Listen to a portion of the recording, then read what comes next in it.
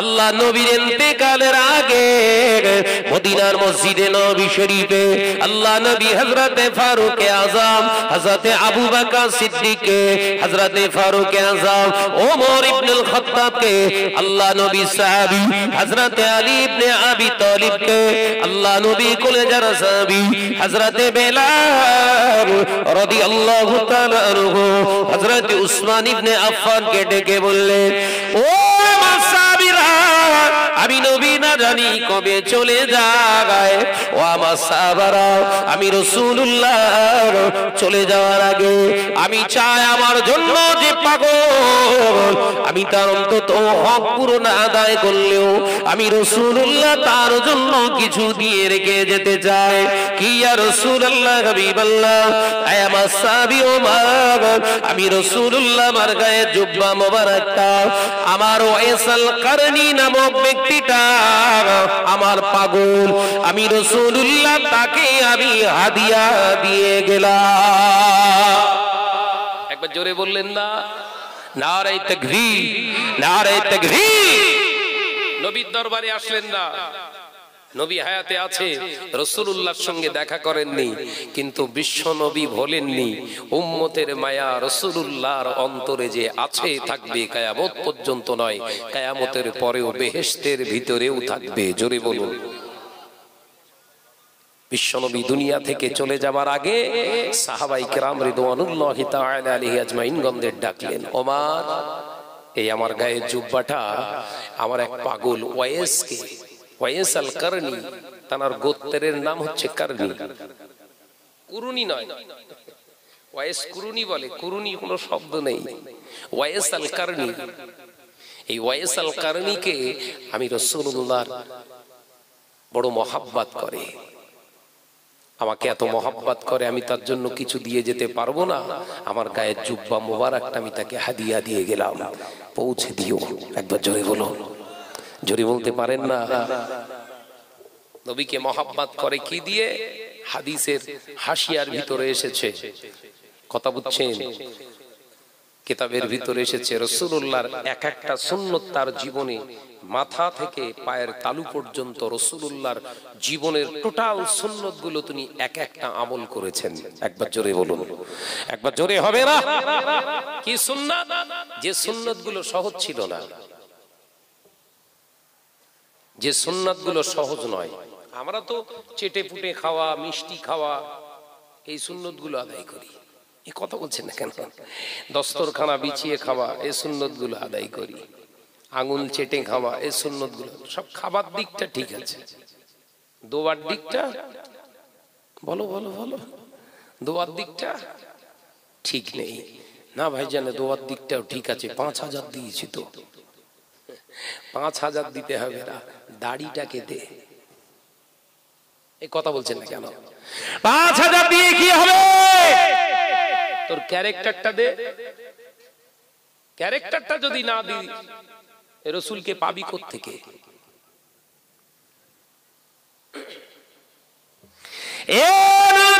যুবকেরা, ছেলেরা, বাচ্চারা, পর্দানিশীরা, মা বোনেরা, আল্লাহ নবী পাগল ওয়াইসাল কারনী রাহমাতুল্লাহ আলাইহির কাছে যখন গিয়েছিলেন, কিতাবের ভিতরে পাওয়া যায়, হাদিস পাকের ভিতরে ইমাম নাবাবী রাহমাতুল্লাহ আলাইহি লিখছে, আল্লাহর নবী সাহাবী ওমর ইবনুল খাত্তাব সহ 4 জন যখন সামনে প্রেজেন্ট হলেন, ওয়াইসাল কারনী রাহমাতুল্লাহ আলাইহি, হুজুর চেনেন না ওমরকে, হুজুর চেনেন না হযরতে উসমানকে, হযরতে আলী ইবনে আবি তালিবকে চেনেন না, হযরতে বেলালকে চেনেন না, কিন্তু এমন নবীকে মহব্বত করেছেন। হুজুরের সামনে যখন, ওয়াইসাল কারনীর সামনে যখন তারা প্রেজেন্ট হয়েছিলেন, নাম না জিজ্ঞাসা করে হুজুর জিজ্ঞাসা করেছিলেন সালামের জবাব দিয়ে, ও নবীর দরবারের মানুষেরা, আপনারা কি আমার নবীর দরবার থেকে কি এসেছে? আপনাদের গায়ে সুগন্ধে আমি রাসূলুল্লাহর মদিনার সুগন্ধ পাই। একবার জোরে বলবেন না? কি নাক আল্লাহ বানিয়ে দিয়েছিলেন, নবীর দেশে যাননি, কিন্তু নবীর সুগন্ধ পেয়েছিলেন। আর আমরা নবীর দেশেও যাচ্ছি, কথা বলছেন না কেন? বহু হাজি নবীর দেশে নবীর সুগন্ধ ঘ্রাণ নেওয়ার চেষ্টা করেনি, সিগারেট খেচ্ছে বসে বসে। মনে করছেন শাহনাজ ভাই মিথ্যে কথা বলছে? আমি 2019 আপনার 23 একবার গেছি উমরায়, এই 23 এবছরে আমি হজ করে এসেছি আপনাদের নেক দোয়ায়, আল্লাহর খাস রহমতে। গিয়ে দেখি মদিনা শরীফে বসে বসে হাজি সাহেবরা সিগারেট খেচ্ছে। কি খেচ্ছে বাবু? সিগারেট। আর আমার মুখ ফটকা, আমার মুখ প্রচুর পাতলা, জানেন তো। আপনি যত বড় হুনুর বাচ্চা হন না কেন, আমার সামনে যদি কিছু ঘটে ও আমি ঠিক বলবই, ও আপনি আমাকে মেরে দেন। আমি আস্তে আস্তে 4 জন বসে বসে খাচ্ছে, সালাম দিলাম না। বিড়ি খদ্দের আবার কি সালাম দেবো? সালাম না দিয়ে যে কি গো হাজি সাহেব কাহা সে আয়া হে, হিন্দিতে। যদি পাকিস্তান হয় অন্তত বুঝতে পারবে।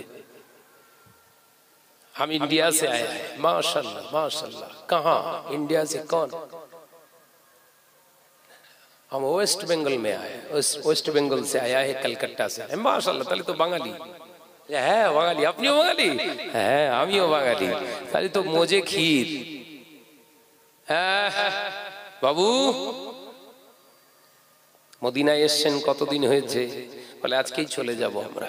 কটায়? মাগরিবের নামাজ পড়েই ছাড়বে গাড়ি। হ্যাঁ, আমি তো আপনাদের আগেই তাহলে চলে যাব, কারণ ফার্স্ট ফ্লাইটের যাত্রী আমরা। আমাদের গাড়ি সকাল 8টার সময়, ফজরের নামাজ পড়ে ওই হচ্ছে। কথা বুঝছেন? জিজ্ঞাসা করলাম মদিনার এই হজে আসার আগে কিছু শোনেননি? হজের ট্রেনিং এ গিয়েছিলেন? হ্যাঁ। কটা ট্রেনিং? 4টে। আমি 2টোই গিয়েছিলাম কোন রকম মতো, একটু ঝামেলায় থাকি তো ওই হাফ থেকে চলে এসেছিলাম, আমার পুরো থাকা হয়নি।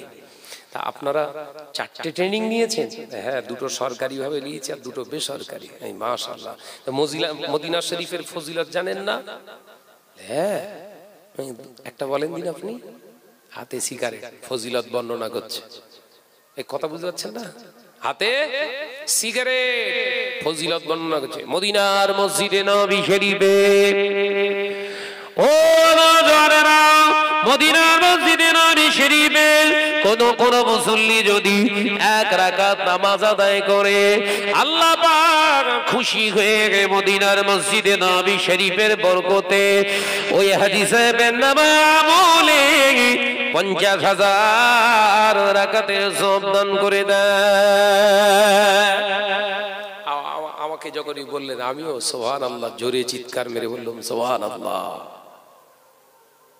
আরো একজন হাজী সাহেব বললেন মক্কা শরীফের ফজিলত হাজী সাহেব কি জানেন? আমি বলেন একটু শুনি। মক্কা শরীফে বাইতুল্লাহ গেরেম শরীফের ভিতরে মাতাব শরীফের ভিতরে যদি কোন মুসল্লি 1 রাকাত নামাজ আদায় করে, ওই 1 রাকাত নামাজের ওসিলায় আল্লাহ কাবার বারাকাতে 1 লক্ষ রাকাতের সওয়াব দান করে দেয়। আমি আবার সুবহানাল্লাহ পড়েছি।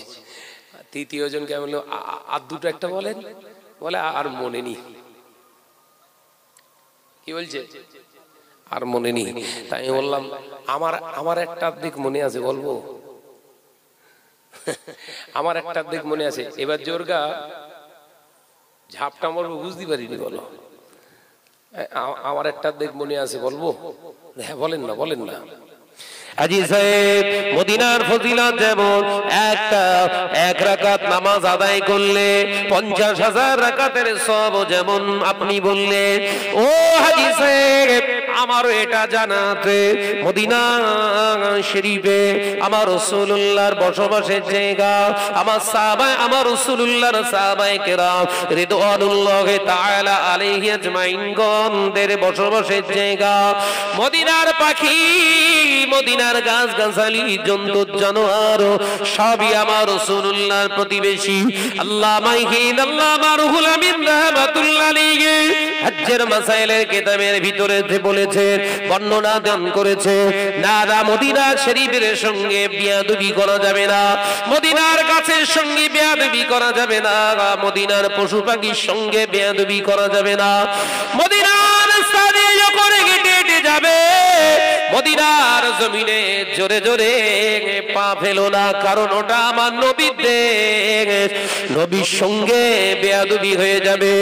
ও হাজী সাহেব শুনে রেখে দেন, জেনে রেখে দেন, মদিনা শরীফে কেউ যদি একটা সিগারেট খায়, মদিনা শরীফে কেউ যদি একটা সিগারেট বিড়ি খায়, অন্য মায়া মনে 50,000 সিগারেটের খাওয়ার গোনা লেখা হবে।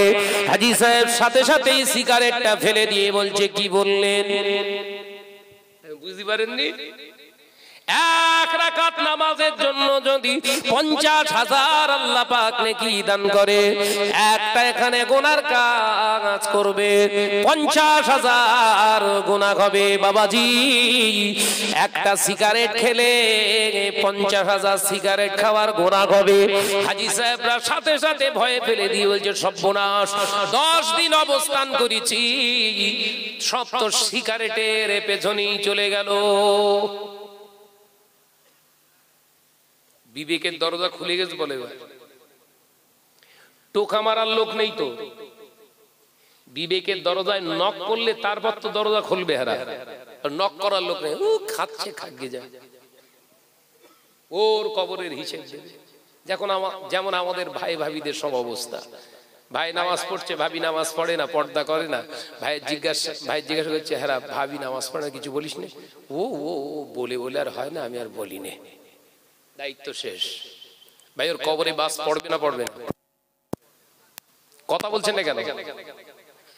যে হ্যাঁ ভাবি নামাজ পড়, তোর অত হুজুরমি করতে হবে না, আমার কবরের হিসেব আমি দেওয়ান। পুরো কন্ট্যাক্ট, এই কথা বুঝতে পারছেন না? পুরো চুক্তি হয়ে গেছে। চাচারে জিজ্ঞাসা করছি, চাচার দাড়ি পেকে পুরো সাদা, চাচার জিজ্ঞাসা করছে, হ্যাঁ চাচা চাষি নামাজ পড়ে না, এখনো পর্যন্ত পিঠ আলগা করে ঘরে, রাস্তার ধারে ঘর, লজ্জা লাগে না? বলে এই দেখ ফসকা মার করিস, 36 বছর ধরে বোঝাচ্ছি, একটা কথার উত্তর দি, আমার কথা শোনে না, 36 বছর ধরে বোঝাচ্ছি, বউ পরিবর্তন হয় না, তুই আজকে ফচকামো করলি হবে?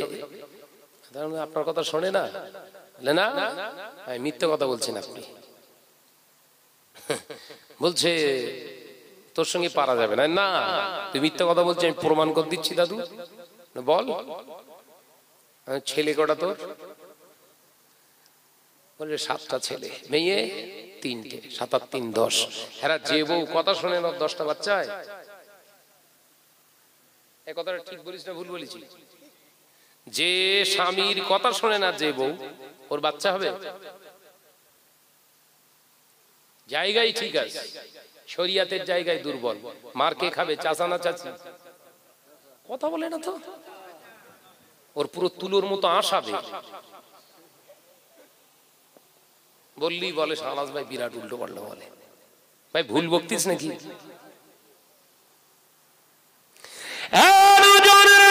যুবকেরা, ছেলেরা, বাচ্চারা, ওই 4 জন হাজী ভাই বললে কাঁদতে কাঁদতে চোখে অশ্রু সিক্ত নয়নে হাও হাও করে কাঁদতে কাঁদতে আমায় বললেন, বাঁচার উপায় কি মাওলানা? আপনার দেখে তো মনে হয় আপনি মাওলানা স্যার। না ভাই, আমি খুব একটা মাওলানা না, 2-1 লাইন পড়ে তাও শুদ্ধভাবে পড়তে পারি না। তবে আমার জানা মতে নাজাত যদি পেতে হয়, নবীর সঙ্গে বেয়াদবি করেছো, নবীর দেশের সঙ্গে বেয়াদবি করেছো, নবীর প্রতিবেশীর সঙ্গে বেয়াদবি করেছো, ও আল্লাহর হাজি বান্দারা, ক্ষমা যদি নিতেই হয়, ক্ষমা যদি চাইতে হয়, আল্লাহর কাছে চেয়েও না। যাও যাও, ওই যে গম্বুজে খাজরা দেখা যায়, ওর নিচে আমার নবী শুয়ে আছে। নবীর দরবারে যে বাবু সালাম দিয়ে ঢুকে, সালাম দাও, আসসালামু আলাইকা ইয়া রাসূলুল্লাহ হাবিবাল্লাহ, অন্যায় করে ফেলেছি, ভুল করে ফেলেছি, মাফ করে দাও, ক্ষমা করে দাও। আল্লাহ নবীর দরবারে যে একবার কাঁদো, নবী যদি একবার কাঁদতে কাঁদতে যদি একবার হেসে ফেলে, যাও মা ক্ষমা করে দিলাম, না বুঝে ক্ষমা করে দিলাম, না বুঝে অন্যায় করে ফেলেছে, আল্লাহর নবী যদি একবার হ্যাঁ বলে দেয়, আমার আল্লাহ রাজি হয়ে যাবে। চারজন হাজি দেখি যে দৌড়চ্ছে, আমার সঙ্গে কথা বন্ধ করে দৌড়চ্ছে, দৌড়ো। দেখেছেন হাজি হজ করতে গিয়েছে, খুশবু লওয়ার দরকার ছিল রাসূলুল্লাহ, লেচ্ছে কিসের? কথা বলে না। আলেম এলেম অর্জন করেছে, লক্ষ্য থাকার দরকার ছিল, আমি নিজে আল্লাহওয়ালা হব আর আমার ভালোবাসার মানুষ প্রতিবেশী যারা আছে তাদেরকেও আল্লাহর রাস্তায় ডাকবো। কিন্তু এখন আমি শাহনাজ তো মুরগি গরু আর টাকা নিয়ে দৌড়ুচ্ছি। আমি শাহনাজ মুরগি গরুর টাকা শুধু না, সমাজে আমার প্রতিপত্তি, আমার একটা ইজ্জত কি করে সমাজে সমাদৃত হবে, এই চিন্তায় দৌড়াচ্ছি। আল্লাহ বললেন যা, কবুল করে নিলাম, আখিরাতে কিচ্ছু নেই। কথা বুঝতে পারছেন না? ওই জন্য আল্লাহর ওলিরা, আল্লাহর মুসান্নিফি যারা কিতাব লিখে গিয়েছে, কিতাবের ভিতরে পাওয়া যায় আলেমের ভিতরে দুটি ভাগ করা হবে, আলেমের ভিতরে দুটি ভাগ করা হবে। আলেম, ওই সমস্ত আলেমদের কথা আল্লাহ বলেন না যে আলেমের কাছে শুধু দুনিয়ার চিন্তা থাকে, আখিরাতের চিন্তা থাকে না, আল্লাহর ভয় থাকে না, রাসূলুল্লাহর মুহাব্বত থাকে না, ওই আলেমের কাছে নয়। আল্লাহ ইঙ্গিত দিয়েছে আতিউর রাসূল ওয়ালিল আমরি মিনকুম, আমার আল্লাহ ইঙ্গিত দিয়েছে ওই সমস্ত আলেমের দিনের, ওই সমস্ত আলেমের দিনের কাছে তোমরা যাও, যে আলেমের কাছে গেলে আমার রাসূলুল্লাহর আখলাক পাওয়া যায়, আমার নবীর ক্যারেক্টার পাওয়া যায়, আমি আল্লাহ আমাকে পাওয়ার রাস্তা খুঁজে পাওয়া যায়, ওই আলেমে দিনের কাছে যাও। আমি আল্লাহ বলছি আমাকে পাওয়া, আমার হাবিবকে পাওয়া তোমাদের জন্য সহজ হয়ে যাবে।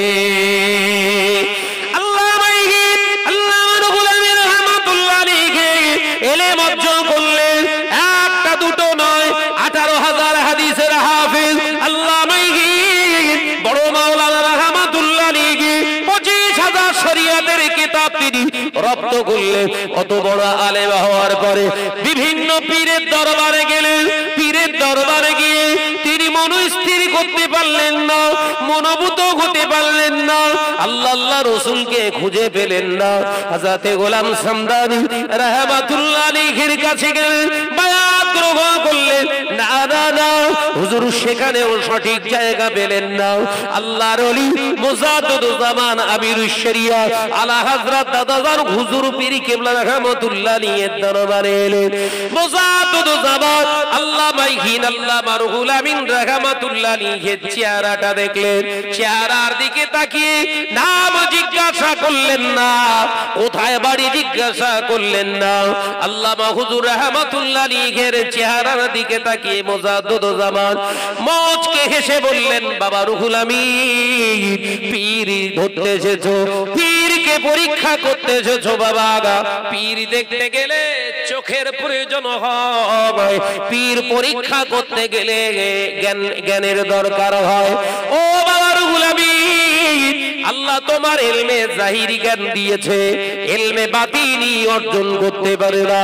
পীরকে যদি চিনতে পারো, পীরকে যদি চিনতে চাও, যাও আমি আবু বকর তোমায় বলে দিচ্ছি, ঘরে চলে যাও, 5 ওয়াক্ত নামাজের বাদে প্রতিনিয়ত 100 বার করে তওবা ইস্তিগফার করবে, প্রতিনিয়ত প্রতি ওয়াক্তে 100 বার করে ইস্তিগফার করে 40 দিন পরে আবু বকরের দরবারে এসো, আমি আবু বকর জানিয়ে দিলাম পীর ধরা লাগবে না, তোমার চোখে তুমি দেখতে পেয়ে যাবে আল্লাহর ওলিটাকে।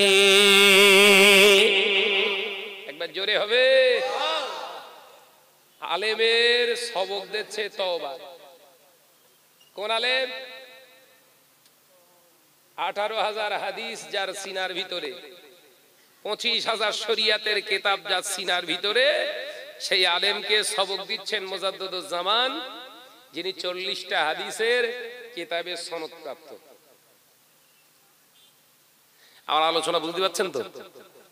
মুজাদ্দিদুজ্জামান দাদা হুজুর পীর কেবলা রাহমাতুল্লাহ আলাইহি আল্লামা হুজুরকে জিজ্ঞাসা করলেন, বাবা তোমার বাড়ি কোথায়, কি নাম, তোমার বাপের নাম কি, কোত্থেকে এসছো, কিচ্ছু জিজ্ঞাসা করলেন না।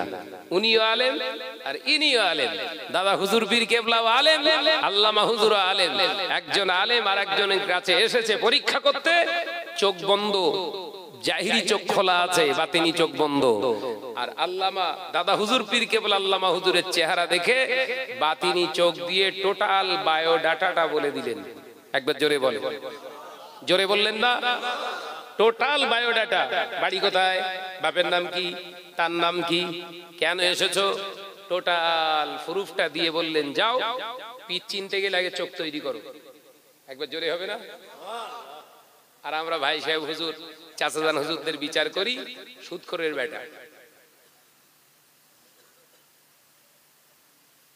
ভুল বলে ফেললাম? পাক্কা হারামখোর, যার তাকওয়া বলে কিছু নেই, সেই ব্যক্তি বিচার করছে চাচাজান হুজুর, ভেতরে কিছু নেই।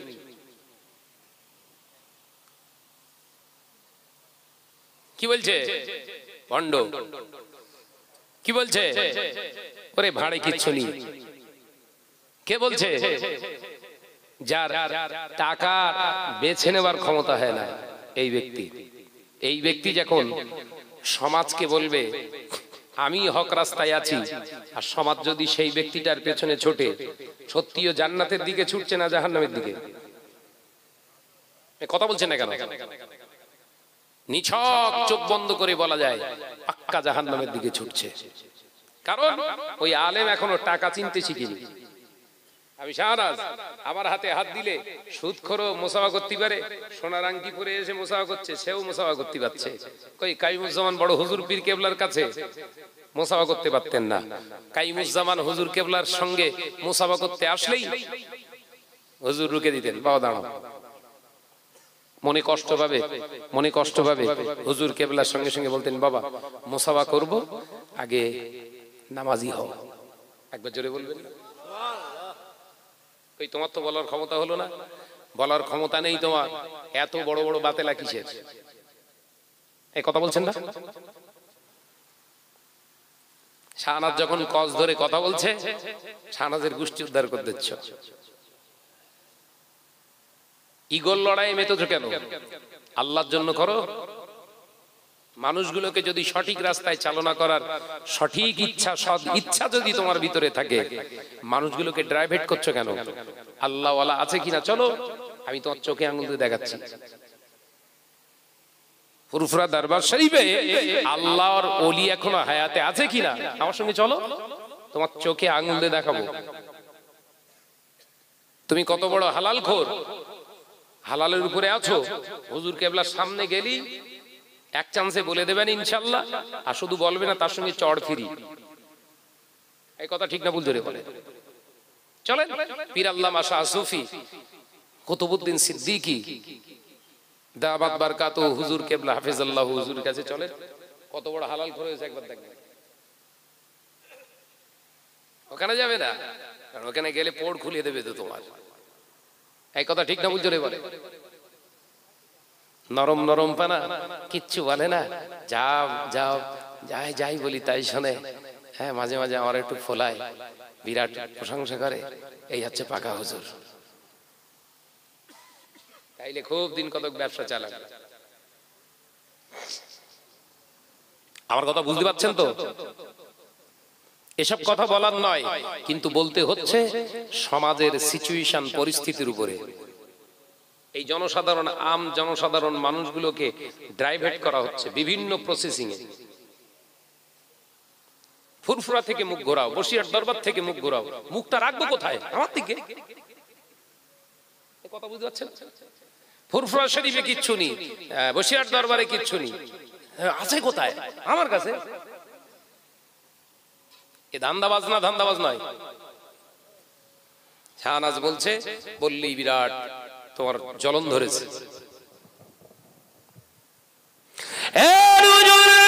যুবকেরা, ছেলেরা, বাচ্চারা, পর্দানিশীরা, মা বোনেরা, আল্লাহ ভাইহীন, আল্লাহ মা বড় মৌলানা হুজুর রহমাতুল্লাহ আলাইহি অবাক হয়ে গেলে। বহু দরবারে গেলাম, বহু দরবারে ওলি বলে দাবি করে। আমি রুহুল আমিনের নাম জিজ্ঞাসা করে, অ্যাড্রেস জিজ্ঞাসা করে, আমার বায়োডাটা সব জানতে চায়, কিন্তু এ দরবারে এসে জিজ্ঞাসা করলো না, বরঞ্চ আমি উদ্দেশ্য কি করতে আসলাম, কেন আমি আসলাম, আমার চেহারা, আমার সুরাত দেখে বলে দেয় নিশ্চিত এ দরবার খালি দরবার নয়, এ দরবারে রসুলের সন্ধান পাওয়া যায়। আল্লামা হুজুর চলে গেলে দ্বিতীয়বার জিজ্ঞাসা করলেন, হুজুর কতদিন পরে আসবো? সবক পেয়ে গেছে। যারা তরিকার সবক নিয়ে মস্ক করে তারা সব জানে। হুজুর কতদিন? আল্লাহর ওলি বললেন 40 দিন পরে আসবে বাবা। আল্লাহ মাইকিদ আল্লাহ রুহুল আমিন রাহমাতুল্লাহ আলাইহি বললেন, হুজুর তওবা কতবার পড়বো? ও বাবা রুহুল আমিন, যাও প্রতি ওয়াক্তে 100 বার করে তওবা করবে। 5 ওয়াক্ত নামাজ, 5 ওয়াক্ত নামাজের পরে পরে 100 বার করে। হুজুর আমার বাড়িতে চলে গেলেন। হুজুর বাড়িতে গিয়ে প্রতিনিয়ত নামাজ আদায় করে এবং নামাজের পরে ইস্তেগফার করে। এ নওজোয়ানেরা, 30 দিন অতিবাহিত হয়ে গেল। হুজুর 31 দিনের মাথায় 2 জনকে সঙ্গে করে নিয়ে দরবারে ফুরফুরার দিকে রওনা হলেন। হুজুর আমার শিয়াখালা বাজারের কাছে গাড়ি থেকে নেমে হুজুরের পায়ের জুতা দুটা খুলে হুজুর আমার হাতে ধরলেন না, ব্যাগের ভিতরে ঢুকিয়ে ব্যাগটাকে বগল দামায় ঢুকিয়ে দিয়ে খালি পায়ে শিয়াখালা থেকে হেঁটে হেঁটে যায়। আল্লাহর ওলির সঙ্গে 2 জন ছিলেন। আব্দুল ওদুদ সাহেব জিজ্ঞাসা করলেন, হুজুর হুজুর আপনি কেন পায়ে খালি পায়ে হেঁটে যান? মুজাদ্দিদ জামান নতাব খলিফা আল্লামা হুজুর ডুকরে কেটে ফেললেন। ও আব্দুল ওদুদ, আমি তোমাকে কি বলবো জানো? যে দরবারে এখন আমি রুহুল আমিন যাই, এ দরবারে শুধু আমি আসি তা নয়, এ দরবারে তুমি আমি দুনিয়ার মানুষ শুধু আসে তা নয়, এমন একটা পীরের দরবার যে দরবারে তাম পৃথিবীর যত গজ কুতুব আল্লাহর ওলিরা রুহানি হালাতে বিশ্ব নবী স্বয়ং সাহাবায়ে কেরামদের নিয়ে দরবারে সে হাজিরা দেয়।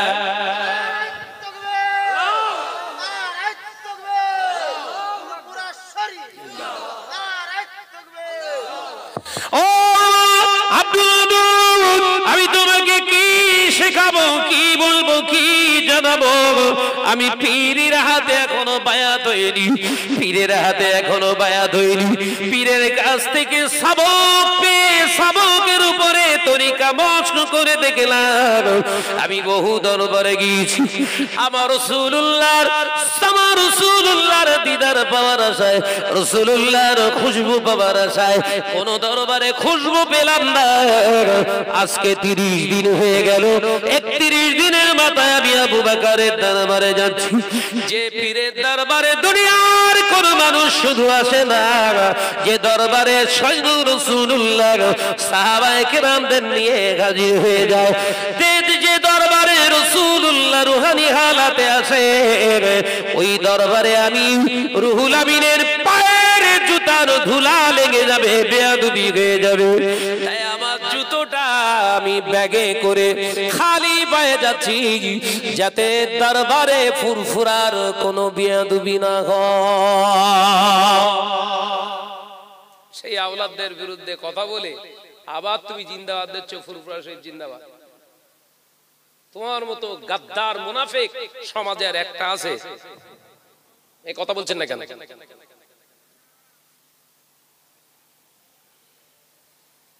আমরা ছোট থেকে মানুষ শেখারে, ছোটবেলা থেকে তাঁদের বিষয়ে মহলের ভিতর থেকে শুরু করে সবকিছু আমরা জানি।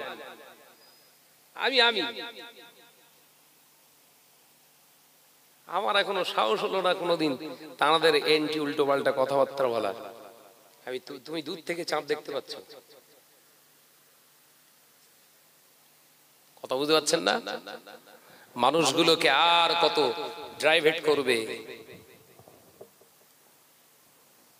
আল্লাহর জন্য কাজ করো না, ব্যানার লাগবে না। মুজাদ্দিদুজ্জামান ব্যানার লাগিনি কাজ করেছেন, আল্লামা হুজুর পীর কেবলা রাহমাতুল্লাহ আলাইহি ব্যানার লাগিনি কাজ করেছেন। বিনা ব্যানারে আরবের বড় বড় শায়েখ, আরবের বড় বড় মুহাদ্দিস, আরবের বড় বড় মুফাসসিরে কোরআন, আরবের বড় বড় আপনার বড় বড় গায়ের মুকাল্লিদ সব আল্লামা হুজুর পীর কেবলা রাহমাতুল্লাহ আলাইহি মুজাদ্দিদুজ্জামানকে রেসপেক্ট করেছে। একবার জোরে বলো, একবার জোরে হবে না? বাংলার পীর শুধু আবু বকর ছিল না, বাংলার পীর শুধু আবু বকর বাংলার পীর নয়। বাংলার পীর আবু বকরকে যদি বলা হয় আবু বকর হযরতে মুজাদ্দিদুজ্জামানের শান ছোট করা হয়। মুজাদ্দিদুজ্জামান পীর ছিলেন গোটা ওয়ার্ল্ডের পীর ছিলেন আবু বকর সিদ্দিক রাহমাতুল্লাহি আলাইহি। তিনি যেদিন সাওলাতিয়ার মেম্বারে আল্লামা হুজুরকে দিয়ে ওয়াজ করিয়েছিলেন, যত মুহাদ্দিস মুফাসসিরে কোরআন, যত ফাকিহ, যত বড় বড় আলেম ওলামা ছিলেন, যত দেশের মানুষ সেখানে প্রেজেন্ট ছিলেন, সেদিন এই মুজাদ্দিদুজ্জামানের হাতে বায়াত গ্রহণ করেছিলেন। তাহলে বাংলার পীর হলো দাদা হুজুর। বাংলার পীর দাদা হুজুর সম্পর্কে নিয়ে কি জানো তুমি? আলোচনা বুঝতে পারেননি? দাদা হুজুর শুধু বাংলার পীর ছিলেন না, গোটা ওয়ার্ল্ডের পীর ছিলেন। একবার জোরে বলুন। মুজাদ্দিদুজ্জামানের দরবারে গেলেন কদিনের মাথায়? 31 দিনের মাথায়। বুধবার হুজুর যে পৌঁছাচ্ছেন তখন জোহরের ওয়াক্ত শেষ, আসরের ওয়াক্ত লাগালাগি। হুজুর কেবলা গিয়ে দেখছেন মুজাদ্দিদুজ্জামান বসে আছে দরবারে। মুজাদ্দিদুজ্জামান দেখতে পেলেন রুহুল আমিন আসছে, বসিরহাটের ছেলে, আলেম। হুজুর যত সাথী সঙ্গী ছিল দরবারে সবাইকে নিয়ে উঠে দাঁড়িয়ে গেছে। একবার জোরে বলুন, জোরে হবে না? 30 দিন আগে যে রুহুল আমিন এসেছিল, সে আল্লামা রুহুল আমিনকে দেখে দাদা হুজুর রেসপেক্ট করেনি। আমি বোঝাতে চেয়েছিলাম আলেম দুই প্রকার, আলেম দুই প্রকার। মুজাদ্দিদুজ্জামান 30 দিন আগে রুহুল আমিনকে দেখে দাঁড়ায়নি, বলো। 30 দিন পরে সেই রুহুল আমিন, সেই বসিরহাটের ছেলে আল্লামা হুজুর যখন দাদা হুজুরের দরবারে আসছে, সাথী সঙ্গীদের নিয়ে দাদা হুজুর উঠে দাঁড়িয়েছে। আমার রুহুল আমিন আসছে, বড় মাওলানা আসছে, উঠিয়ে দাঁড়াও। একবার জোরে বলুন। যে কোনো আলেমের সম্মান করতে হবে, সম্মানের জায়গা তৈরি করো। কথা বুঝতে পারছেন না? যুবকেরা, ছেলেরা, বাচ্চারা, আল্লামা হুজুর রাহমাতুল্লাহ আলাইহি হুজুরকে দাঁড়াতে দেখে হুজুর দাঁড়িয়ে পড়লেন। হেঁটে আস্তে আস্তে থমকে দাঁড়িয়ে গিয়েছে। মুজাদ্দিদুজ্জামান ডাকে, বাবা রুহুল আমিন, ও বাবা রুহুল আমিন, দাঁড়িও না বাবা, এসো। আল্লামা হুজুর রাহমাতুল্লাহ আলাইহি গুটি গুটি পায়ে চলে এলেন। আল্লামা হুজুর রাহমাতুল্লাহ আলাইহিকে মুজাদ্দিদুজ্জামান জিজ্ঞাসা করলেন, ও বাবা রুহুল আমিন, বাবা রুহুল আমিন, তোমার তো 40 দিন পর আসার কথা ছিল, আজকে এলে কেন? বলে, হুজুর কেন এসেছি ওটা আমি জানি না, ওটা আপনি ভালো করে জানেন। আমি রুহুল আমিন কেন আবু বকর সিদ্দিকের দরবারে এসেছি। আল্লাহর ওলি মুজাদ্দিদুজ্জামান মুচকে হেসে বলেছিলেন, বাবা রুহুল আমিন, পীর খুঁজে পেয়েছো, শুধু পীরকে খুঁজে পাওনি, রাসূলকে খুঁজে পেয়েছো। রাসূলুল্লাহর বলে দেওয়া, শিখিয়ে দেওয়া দরবারে আজ তুমি বায়াত হতে এসেছো। মুজাদ্দিদুজ্জামানের কথা শুনে আল্লামা হুজুর বলেছিলেন, বারহাট হুজুর আপনি ঠিকই বলেছেন।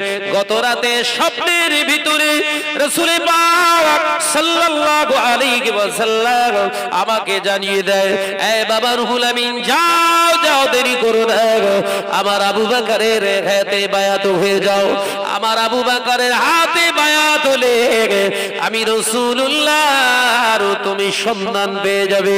মুজাদ্দিদুজ্জামানকে বললেন, হুজুর আপনার কাছে আমি বায়াত আজকে হলাম না, গতকাল রাসূলুল্লাহর বলাতে আমি বায়াত গ্রহণ করে নিয়েছি।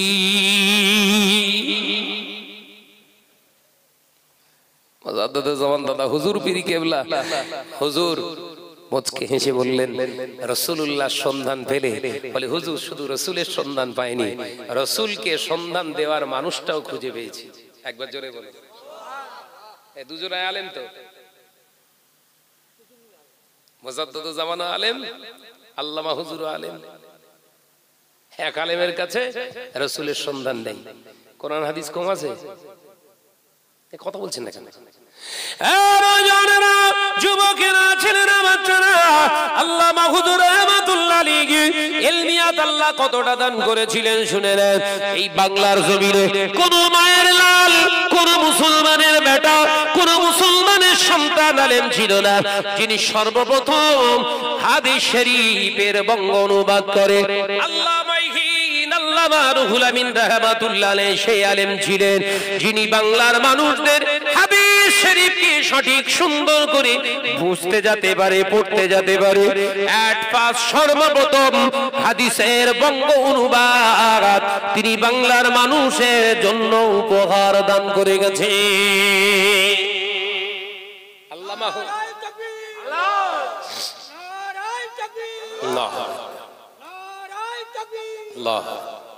আল্লামা হুজুর এট ফার্স্ট, আল্লামা হুজুরের সবথেকে বড় কেরামতি আজকে বলে দিয়ে যাচ্ছি। হুজুরের সবথেকে বড় কেরামতি মিশকাতুল মাসাবি হাদিসের কিতাব, এট ফার্স্ট তিনি প্রথম বঙ্গ অনুবাদ করেছেন। একবার জোরে হবে, জোরে বলছেন না? হাদিসের পাণ্ডিত্য কম ছিল, নবী নেই, হাদিস শিখে করবি কি তুই? ও আলেম হয়ে কি করবি তুই? যুবকেরা, আল্লামা রুহুল আমিন রাহমাতুল্লাহ আলাইহি শুধু হাদিসের উপরে পাণ্ডিত্য লাভ করেননি, বাংলার জমিনে তিনি বাংলার মুসলমান ঘরের ছেলেরা বাংলায় শিক্ষিত হবে, বাংলার ঘরের মেয়েরা বাংলায় শিক্ষিত হবে। আল্লামা হুজুর রাহমাতুল্লাহ আলাইহি মুজাদ্দিদুজ্জামানের নীতি আদর্শ মেনে হুকুম পেয়ে, ইজাজত পেয়ে এই বাংলার মুসলমানদের জন্য কোরআন বোঝা সহজ করে দেওয়ার কারণে হুজুর তিনি সর্বপ্রথম কোরআনের তিনি নিজে অনুবাদ করেছে। আল্লামা হুজুর 30 পারা আমপারার তাফসীর করে গেছে। সুবহানাল্লাহ বললেন। আল্লামা হুজুরের তাফসীর পড়েছেন? অত পাণ্ডিত্য থেকে, অত এলেম থাকার পরেও হাতে হাত দিয়েছে। কথা বলছেন না কেন? মুজাদ্দিদুজ্জামান দাদা হুজুরের হাতে হাত, কারণ আল্লাহর কোরআনের জ্ঞান ছিল, রাসূলুল্লাহর হাদিস পাকের জ্ঞান ছিল, ছিল না আল্লাহ এবং রাসূল। ওটা অর্জন করতে হয়েছিল কিভাবে? ওই আল্লাহ বলেছে, আতিউর রাসূল ওয়া উলিল আমরি মিনকুম। একবার জোরে বলো। আল্লাহ বলেছে এই কোরআনে, আতিউল্লাহ আতিউর রাসূল ওয়া উলিল আমরি মিনকুম। ওই সমস্ত আলেমে দ্বীনের কাছে আল্লাহর সন্ধান পাওয়া যায় যে আলেমের ভিতরে 3টি খাসলত, খুসুসিয়াত পাওয়া যায়। কি? নাম্বার 1 খাউফিল্লাহ, আল্লাহর ভয়। নাম্বার 2 আহাব্বায়ে রাসূল, রাসূলের মহব্বত। এবং তৃতীয় নাম্বার যার ভিতরে সন্ধান পাওয়া যায় ইলমে তাসাউফের আধ্যাত্মিক জ্ঞান। একবার জোরে বলো।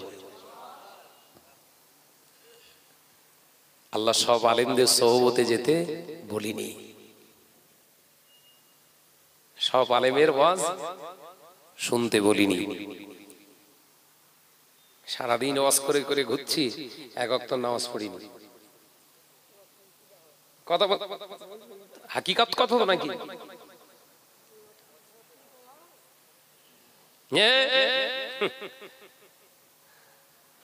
কিছু কিছু আলেমের আবার ফতোয়া আছে, ওয়াজ করতে গেলে সফরে আছি তার মানে নামাজ পড়া লাগবে না।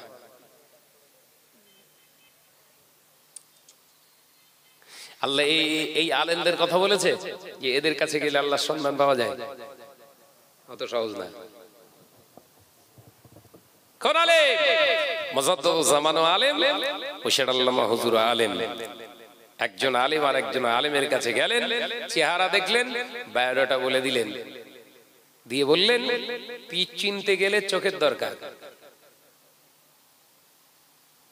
চোখ কটা? কথা বলে না কেন? চোখ কটা? তিনটে। একে চন্দ্র, দুইয়ে পক্ষ, তিনে নেত্র। তিনে নেত্র। নেত্র মানে কি? চোখ। চোখ চোখ আইনু আরবিতে বলা হয় চোখ। ধরা পাতায় পড়েছো, বর্ণ পরিচয়ে পড়েছো তিনে নেত্র। ধরা পাতায় তোমরা ওই নামতাতে পড়েছো তিনে নেত্র। তো তিনে নেত্র যদি তিনটে চোখ হয়, এই দুটো আর একটা কই? বলে হুজুর বাড়ি রেখে এসছি। আব্বাজান মেজলা হুজুর পীর কেবলা রাহমাতুল্লাহ আলাইহি হুজুর যখন ওজিফার ভিতরে থাকতেন, আমার নিজের চোখে আমি দেখেছি মুসলমানেরা আল্লামা শাহ সুফি বাংলা আসামের গাজী মুফতি আজম আব্বাজান মেজলা হুজুর পীর কেবলাকে দেখেছি আমি। হুজুর যখন প্রতি বৃহস্পতিবারে হুজুর যখন সবকের ভিতরে থাকতেন, তাসাউফ শিক্ষার ভিতরে হুজুর যখন তরিকা মস্ক করতেন, আল্লাহর ওলি আল্লাহর মাহবুব বান্দারা যখন ইবাদতের ভিতরে মুরাকাবা মুশাহিদার ভিতরে থাকতেন, জিকির আজকারের ভিতরে থাকতেন, আমার ছোট মানুষ আমি, আমার তখন জ্ঞান খুব হয়নি বাবু। আমি নিজে চোখে আমার চর্ম চোখে দেখেছি আসমান থেকে উল্কা বৃষ্টির মতো আল্লামা মেজলা হুজুর পীর কেবলার বাড়ির উপরে অবতরণ হচ্ছে। হুজুর কেবলাকে একদিন জিজ্ঞাসা করলাম, পীর আল্লামা মেজলা হুজুর আব্বাজান রাহমাতুল্লাহ আলাইহির সঙ্গে থাকে জামশেদ হাজী জামশেদ সাহেব রফিক ভাইকে জিজ্ঞাসা করলাম, উত্তর দিতে পারলেন না। হুজুর কেবলাকে জিজ্ঞাসা করলাম, আব্বা হুজুর আপনি বলুন, আমি দেখলাম গতকাল এশার নামাজের পরে, এশার নামাজ আদায় করার পরে আমি কিতাব পড়ে এশার নামাজ আদায় করে পড়তে বসলাম, হঠাৎ ঢাকায় বের হলাম মসজিদের বাইরে, চাতোয়ালে ঘুরতে ঘুরতে দেখলাম আলোর ছটা অনবরত এখানে নাজিল হচ্ছে। কালকে কি কোনো কিছু খেয়েছে? আব্বাজান মেজলা হুজুর পীর কেবলা রাহমাতুল্লাহ আলাইহি মুচকে হেসে জবাব দেয়, ওরে বেটা শোনো, কাল রাতেতে জিকির আজকার করছিলাম, যেটা আলো আকারে যেটা দেখতে পেয়েছিলি সেটা উল্কা নয়, ওটা আমার আল্লাহর রহমত নাজিল হচ্ছিল।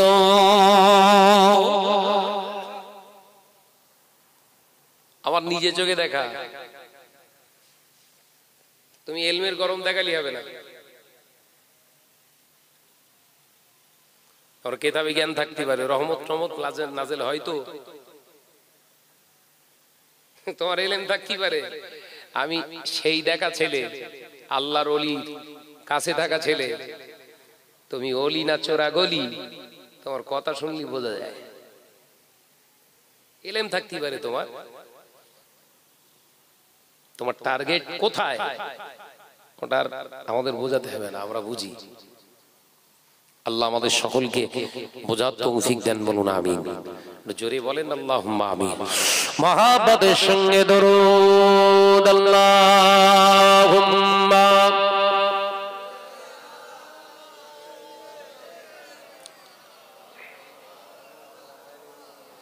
হচ্ছে না, একসঙ্গে হচ্ছে না। ওয়া আলা আলি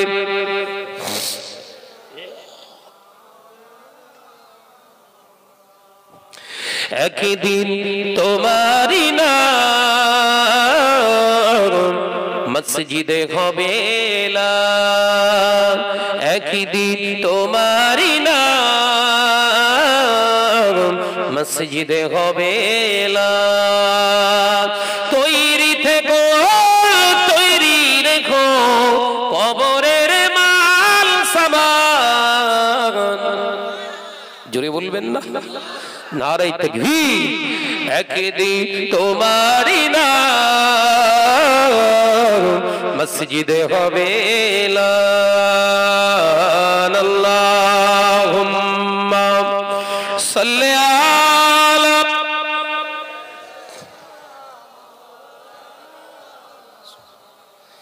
ওয়া আলা আলি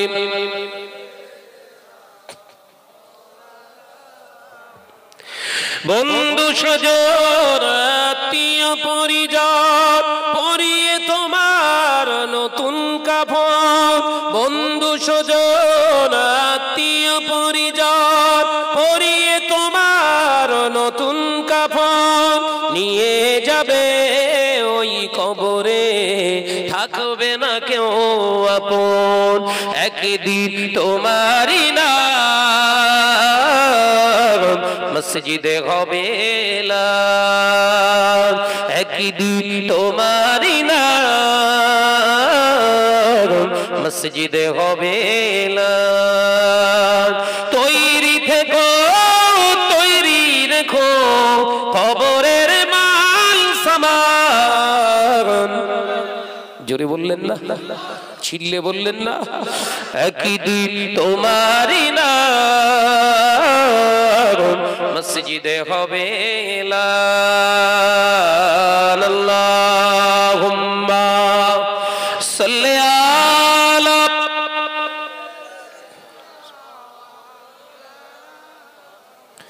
ওয়া আলা আলি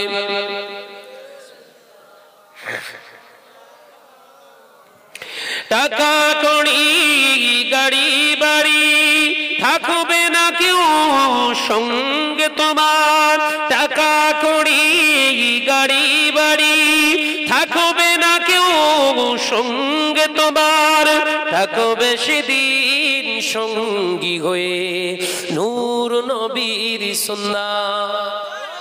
জোরে হবে না, থাকবে সেদিন সঙ্গী হয়ে নূর নবীর সুন্নাত। একদিন তোমারই নাম মসজিদে হবে একদিন তোমারই নাম মসজিদে হবে তৈরি থেকো তৈরি রেখো কবরের মাল সামান। একদিন তোমারই নাম মসজিদে হবে আল্লাহুম্মা সাল্লি আলা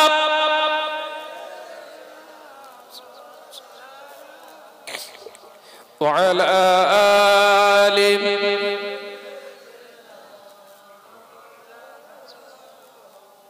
আমার শোনা চাঁদমানিকেরা। তাহলে যে কোনো আলেমের কাছে আল্লাহ যেতে বলেনি, যাত্রার কাছ থেকে নসিহত নিতে বলেনি। তাই আমাদের একটু বেঁচে চলার সময় এসেছে বাবা। এই মুহূর্তে আলেমের অভাব নেই। কথা বলছেন না কেন? ওয়াইজিনের অভাব আছে? হাফেজ, কারি, মাওলানা, মুফতি, মুবাল্লিগ, আমির সব সমাজে ভর্তি হয়ে গেছে বাবা। মসজিদ, মাদ্রাসা, প্রতিষ্ঠান প্রচুর পরিমাণে হয়েছে। যখন সংখ্যায় বেড়েছে, এখন কিন্তু সময় একটু ফিল্টার করা।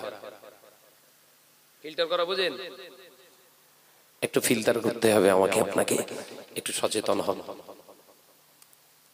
কেউ যদি হঠাৎ করে ফ্রি সোনা আপনাকে দিয়ে চলে যায়, সোনা সোনা সোনার একটা বিস্কুট আপনাকে ফ্রি, আপনি বাড়ি আছেন, হঠাৎ করে সে বলল ভাই তুই বিস্কুটটা রাখ, সোনার বিস্কুট রেখে দে, নেবেন?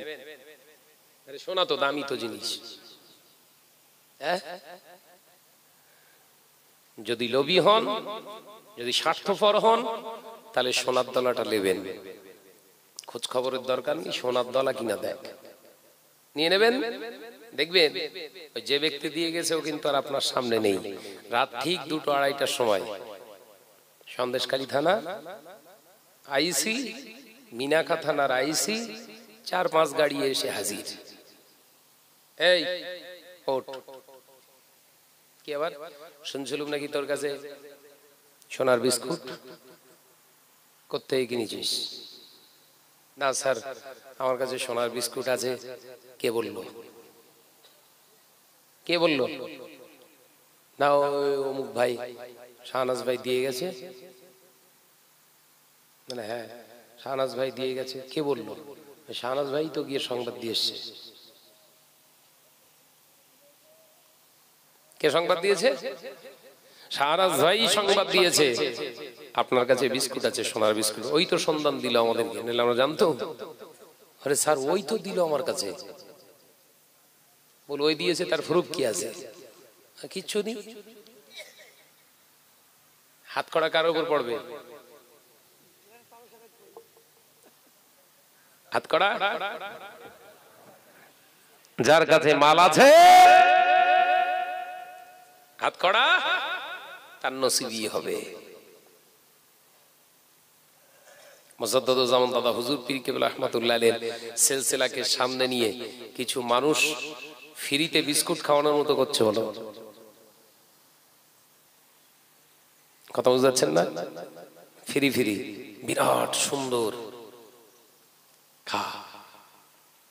আপনি দেখতে পাচ্ছেন দাদা হুজুরের লোগো যখন আছে, এই বোধহয় সেই সোনা, এই বোধহয় সেই সোনা। তা খেলিয়ে নিলেন। কিছুদিন যাওয়ার পরে দেখছেন এত এত বড় একটা সুন্দর একটা জিনিস হলো। তা আওলাদে মুজাদ্দিদিন জামানকে একবার আনি না, এই জায়গাটা একটু দোয়া করে দেবেন। কেন আমরা রয়েছি, দেখতে পাচ্ছ না? কথা বুঝতে পারছেন না? আমরা রয়েছি, তোমার চোখে ঘটছে না? কি আমরা জানি না? ওই ফুরফুরা শরীফ থেকে আসবে, খরচ খরচা নেবে, আমরা ফ্রি দেবো। দেখলেন, আপনি দেখলেন, তাই তো? এও তো যুক্তি তো কাটার মতো না। তাহলে লাগা, আপনি লাগিয়ে দিলেন, বেশ ভালোই চলছে। 1 বছর, 2 বছর, 4 বছর, 5 বছর, হঠাৎ করে পরিকল্পনা চলে এলো কি না, ও ব্যানারটা দাদা হুজুরের আছে থাক, কিন্তু কাজ হবে আমরা যেটা বলবো, আমাদের উঠতে গেলেই হবে না, উঠতে গেলেই কিন্তু গন্ডগোল বাঁধবে। কেন ফ্রি গিলে ফেলেছেন না? ওইটা হচ্ছে রোগ। ওইটা কি? ওইটা হচ্ছে রোগ। ফ্রি দিয়েছি মানে পুরো আমার। মুজাদ্দিদুজ্জামান ওই জন্য দাদা হুজুর পীর কেবলা রাহমাতুল্লাহ আলাইহির নীতি আদর্শ আল্লামা হুজুর বাংলা সাহেবের হাজী মুফতি আজম মেজলা হুজুর সন্তান কলেজার লাল হয়েও দাদা হুজুর পীর কেবলার ওসিয়াত সামনে রেখেও তারা কিছু কিছু লেখালেখি করে গেছেন না জানেন?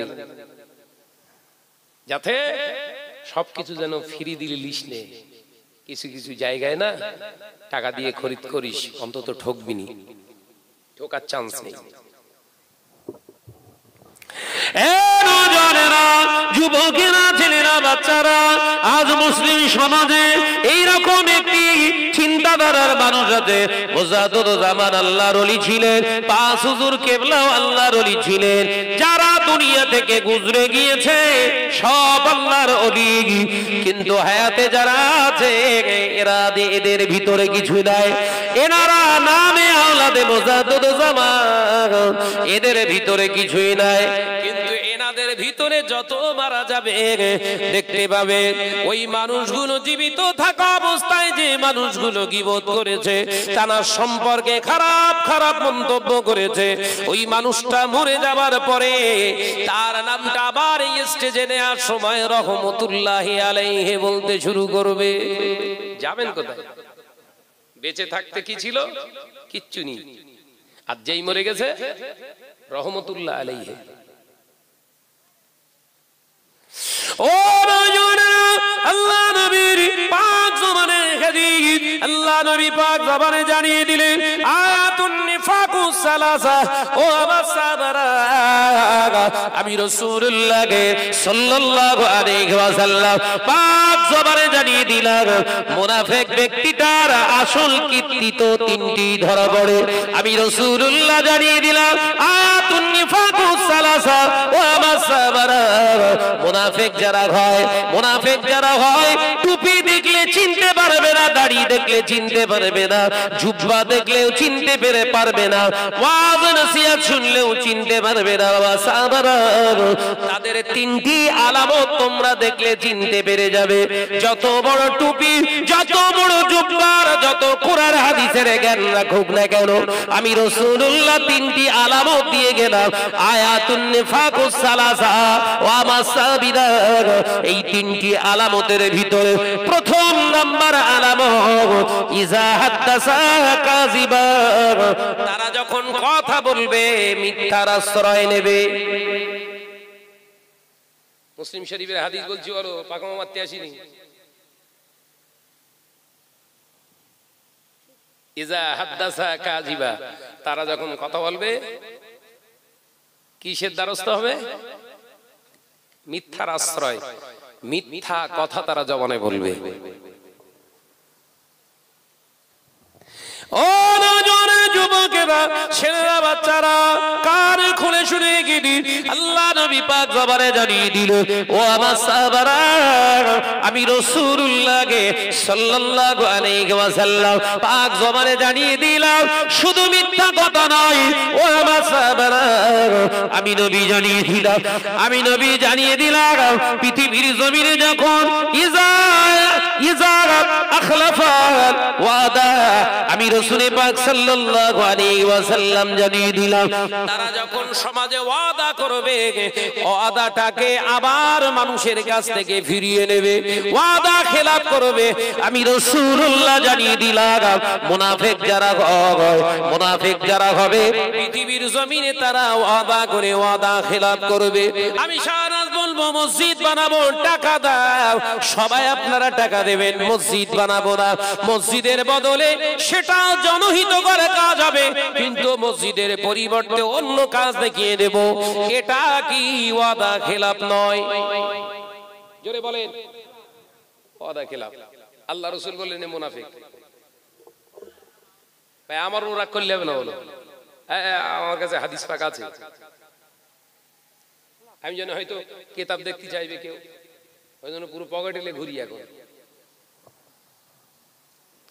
বলবে হয়তো শাহনাজ ভাই কোন কিতাবই নেই এমনি সব বলতেছে যা হয়েছে জমিন আসমানে কিচ্ছু নেই কথা বুঝাচ্ছেন না হ্যাঁ শাহনাজ যা ওয়াজ করে কথা বলে কিচ্ছু নেই পড়তে পারে না জমিন আসমানের নিচে ওপরে কোনো কিতাবই নেই আমি চিন্তা করছি যে বলছে তাহলে টোটাল দুনিয়ার কিতাব পড়েও পুরো আলেম কথা বুঝতে পারছেন না যে ব্যক্তিটা বলছে জমিন আসমানের উপরে নিচে একটা কিতাবে কোন শরীয়তের হাদিসের কিতাবে নেই আমি চিন্তা করছি দাদা হুজুরের থেকে বড় মুহাদ্দিস নাকি দাদা হুজুর 40টা হাদিসের কিতাবের সনদ প্রাপ্ত হয়েছিল এ বোধহয় 41টা হবে এই কথা ঠিক না বুঝতে বলে নইলে এরকম তো ফতোয়া দেবে না এ বোধহয় 42-43টা কিতাবের শুধু হাদিসের উপরে রপ্ত করেছে কি মন মানসিকতা হ্যাঁ আল্লামা হুজুর 25,000 কিতাব পড়েছে কত হাজার 25,000 শরীয়তের কিতাব কিতাবটা একটুখানি আমি আল্লামা হুজুরের লাইব্রেরিতে ঢুকেছি এখনো যে কিতাবগুলো এখনো হায়াতে আছে জিন্দা এখনো আছে যে কিতাবগুলো এখনো অক্ষত অবস্থায় রাখা আছে সেই কিতাবের গোডাউনে একদিন আমাকে ঢুকিয়েছিল আমি গুনাহগার আমার সৌভাগ্য হয়েছিল আমি গেছি সেসব কিতাব খুলে দেখলি এমনি চোখ চড়ক গাছ উঠবে না আমাদের আল্লাহ কত জ্ঞানের বহত দিয়েছিলেন শুধু ওই হুজুর কেবল একটা নামাজ শিক্ষা আছে না সহজ নামাজ শিক্ষা আছে না ওই সহজ নামাজ শিক্ষাটার মুদাল্লাল করেছে একজন আলেমে দ্বীন সিলসিলার একনিষ্ঠ হাতিয়ার একনিষ্ঠ খাদেম আল্লাহর রেজামন্দির জন্য তিনি ওই নামাজ শিক্ষা শুধু মুদাল্লাল করেছেন মানে ওই নামাজ শিক্ষাটা লিখতে গেলে কটা কিতাব কি কি হাদিসের রেফারেন্স কোরআনের আয়াত কি কি হাওলা দিয়েছে কটা কিতাবের টোটাল মুদাল্লাল করেছে দুটো খণ্ড এরকম মোটা মোটা নামাজ শিক্ষা এতটুকু বলো, আর নামাজ শিক্ষার শুধু দলিল বের করেছে এতটা। আল্লামা হুজুরের জ্ঞান কত দিয়েছে মেজো ভাইজান, তার মানে পীর শাহ সুফি পীরজাদা শরফুল আমিন ভাইজান হুজুর কেবলা বলছিলেন, এদিনকে আমি স্মৃতি সভায় আমার দাওয়াত ছিল, আমি বসে বসে আলোচনা করছিলাম, হুজুর বলছিলেন, মাওলানা সাহেব আমরা আল্লামা হুজুরের ওই ফতোয়া আমিনিয়া মুজমায়ে ফতোয়া আমিনিয়া 8টা খণ্ডে বিভক্ত, ওইটার মুদাল্লাল করার চিন্তা নিয়েছি। বলুন সকলে আলহামদুলিল্লাহ। ওইটা মুদাল্লাল করলে আমাকে বলছে মোটামুটি কত পৃষ্ঠার কিতাব হতে পারে, আমি যতটুকু পড়েছি ফতোয়া আমিনিয়া, আমি বললাম ওই 5-7 হাজার পৃষ্ঠা হতে পারে। বললাম না, তাহলে আপনি এখনো সঠিকভাবে মূল্যায়ন করতে পারেননি, নত হলে কিছু করার নেই। বললেন আবু জাফর সাহেব যিনি মুদাল্লাল করতে শুরু করেছে, উনি বললেন যদি ঠিকভাবে মুদাল্লাল করা হয় এই ফতোয়া আমিনিয়ার মুদাল্লালের পৃষ্ঠা হবে 60,000। কহাজার আল্লামা হুজুর কাল্লা কত জ্ঞান দিয়েছিলেন। সে আল্লামা হুজুর পীর কেবলার আওলাদদের সহযোগিতায় তো কিতাবগুলো মুদাল্লাল হচ্ছে। হ্যাঁ, অথচ ওই দরবারকে ঘৃণার জায়গা তৈরি করা হচ্ছে এক শ্রেণীর বক্তাদের দ্বারা, যে দরবারে আর কিচ্ছু নেই। করনি কেন? দাদা হুজুর পীর কেবলা আল্লামা হুজুরের জন্য বুক মুখ গলার সিটকে বিশাল খেদমত করছো, তা হুজুরের এই কিতাবগুলো যে শেষ হয়ে যাচ্ছে এগুলোর দায়িত্ব নাওনি কেন? আল্লামা হুজুর পীর কেবলার প্রতিষ্ঠিত আমিনিয়া মাদ্রাসায় জানেন, এদিনকে আমি গিয়েছিলাম বসেটা আমিনিয়া মাদ্রাসা, গেছেন? বসেটা আমিনিয়া মাদ্রাসার কোন একটা বৈঠকে আমি গুনাহগারকে ডেকেছিল, তা যারা ম্যানেজিং কমিটি আছে তাদের সঙ্গে যখন টেবিলে বসেছি আমরা 11 জন আলেম, আল্লামা হুজুরের প্রতিষ্ঠান সম্পর্কে মানুষের যে প্রাইভেট করা হয়েছে, মানুষদেরকে নিষেধ করা হয়েছে, এই প্রতিষ্ঠানে দান করে কোনো লাভ নেই। কারা বলছে? তাবলীগ জামাত না, তাবলীগ জামাতের বহু আলেম ওখানে চাকরি করছে। আজানগাছি না, আজানগাছিরাও নিষেধ করেনি যে আল্লামা হুজুরের ওই প্রতিষ্ঠানে দান দিস নে। লামাজাবি যারা ওই সালাফি বলে দাবি করছে তারা না, আল্লামা হুজুরকে তারা সম্মান করে, তারাও নিষেধ করেনি। নিষেধ করছে কারা? ওই ব্যানারে আছে স্মৃতি আল্লামা হুজুর। এবার আপনারা বুঝলেন, আমার নিজে কানে শোনা নয়, আমি প্রেজেন্ট সেখানে। নিষেধ করছে আল্লামা হুজুরের ওই আমিনিয়া মাদ্রাসায় দান করা মানে বেকার, পান্তি ফেল দেওয়া। অথচ আল্লামা রুহুল আমিন রাহমাতুল্লাহ আলাইহি হুজুর মাদ্রাসা প্রতিষ্ঠিত করে বলেছিলেন, আমি রুহুল আমিন দোয়া করি, আমি রুহুল আমিন হয়তো চিরদিন পৃথিবীর জমিনে থাকবো না, আমি রুহুল আমিন বলে যাক, আমার ইন্তেকালের পরে আমার এই প্রতিষ্ঠানে যারা দান করবে, আমি রুহুল আমিন দুনিয়ার জমিনে বেঁচে থাকবো না, কিন্তু আমি রুহুল আমিন দোয়া দিয়ে গেলাম আমার এই প্রতিষ্ঠানে যারা সহযোগিতার হাত বাড়াবে, আমি রুহুল আমিন কবরের ভিতরে শুয়ে শুয়ে তার জন্য দোয়া করব। আর আমি শাহনাজ প্রতিষ্ঠান করেছি, আমার প্রতিষ্ঠানে দান করলে যে দোয়াটা আমি করব, কারণ আমি তো 1 নম্বরের চিটিংবাজ, আমার তো দোয়া কবুল হবে না। নাম্বার 1, মানুষকে ড্রাইভেট করছি, আমার প্রতিষ্ঠান বিরাট উন্নত মানের, কিন্তু দান করবেন কবুল হবে না, কবুল হবে না। কিন্তু এই আল্লাহর ওলির প্রতিষ্ঠানে দিলে আল্লাহ পছন্দ করবে, তার সাথে সাথে ওলিয়া উলিয়াদের রুহানি ফয়েজ আপনার নসিবে হবে। একবার জোরে বলুন না সুবহানাল্লাহ। ওই জন্য বলছিলাম সময় এসেছে একটু বিবেক দিয়ে চলুন, একেবারে উগলে পড়বেন না। একেবারে ঝাঁপ মারবেন না। জি, আল্লাহ পাক আমাদের সমস্ত এই সমস্ত ফিতনাবাজ ফিতনিনদের হাত থেকে হেফাজত করেন, বলুন আমিন। আরো জোরে বলি আল্লাহুম্মা আমিন। ভাইরা আমার নজরের আলোচনা বুঝো। আল্লাহ নবী দোজানের বাদশা হাবিবুল্লাহকে নবী জনাবে মুহাম্মদুর রাসূলুল্লাহ সাল্লাল্লাহু আলাইহি ওয়াসাল্লাম নবী আমার পাক জবানে জানিয়ে দিয়ে গেলেন, ও মুসাবিরা আমি নবী জানিয়ে দিলাম 3 নম্বর মুনাফিকের চরিত্র। 1 নম্বর বললাম কি মিথ্যে কথা বলা, 2 নম্বর ওয়াদা করে ওয়াদা খেলাফ করা, 3 নম্বর ও আমার সাহাবারা আমি রাসূলুল্লাহকে সাল্লাল্লাহু আলাইহি ওয়াসাল্লাম তোমাদেরকে জানিয়ে দিয়ে গেলাম 3 নম্বর আলামত হলো ওরা আমানতের খেয়ানত করবে। যুবকেরা, ছেলেরা, বাচ্চারা, পর্দানিশীনা মা বোনেরা, আমানতের খেয়ানত শুধু টাকা পয়সায় হয় না। আমানতের খেয়ানত শুধু টাকা পয়সা, আমানতের খেয়ানত করলে শুধু খেয়ানত হয় না, ওটাও যেমন আমানতের খেয়ানত। কেউ আপনাকে বিশ্বাস করে 2টি কথা বলেছে, আপনার কাছে বিশ্বাস করে 2টি কথা বলেছে, ওই 2টি কথা আপনি তার বিনা অনুমতি না নিয়ে অপরজনকে, 3য় ব্যক্তিকে যে আপনি বলে দিয়েছেন, এটাও হলো আমানতের বড় খেয়ানত। কথা বুঝতে পারছেন তো? শুধু টাকা সারাজ ভাইকে 500 টাকা দিয়েছি, ভাইজান পরে নোবানি, ওই টাকাটা পরে গিয়ে চাইলেন আমি দিলাম না, এটা যেমন আমানতের খেয়ানত। আর একটা একদম স্লোলি, একদম স্লোলি বলে দিয়ে যায়। মসজিদে সুন্দর একটা কড়কড়ে লোড দিয়েছে 500 টাকার ধরে চকচকে, আপনার পকেটে একটা লোট আছে কিন্তু ওর থেকে একটু দুর্বল। আপনি ডিব্বায় ওই চকচকে লোটটা দেখে ওইটা তুলে নিয়ে আপনার এই দুর্বল লোটটা ডিব্বায় দিয়ে দিলেন। আমানতের খেয়ানত হয়েছে না হয়নি? জোরে বলেন ভাই। টাকা তো দেওয়া হলো,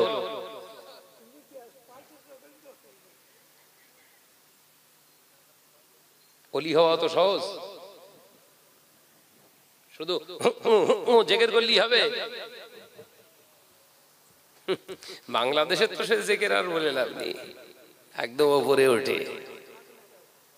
ওরা জমিনের অলি না, সব আসমানের অলি।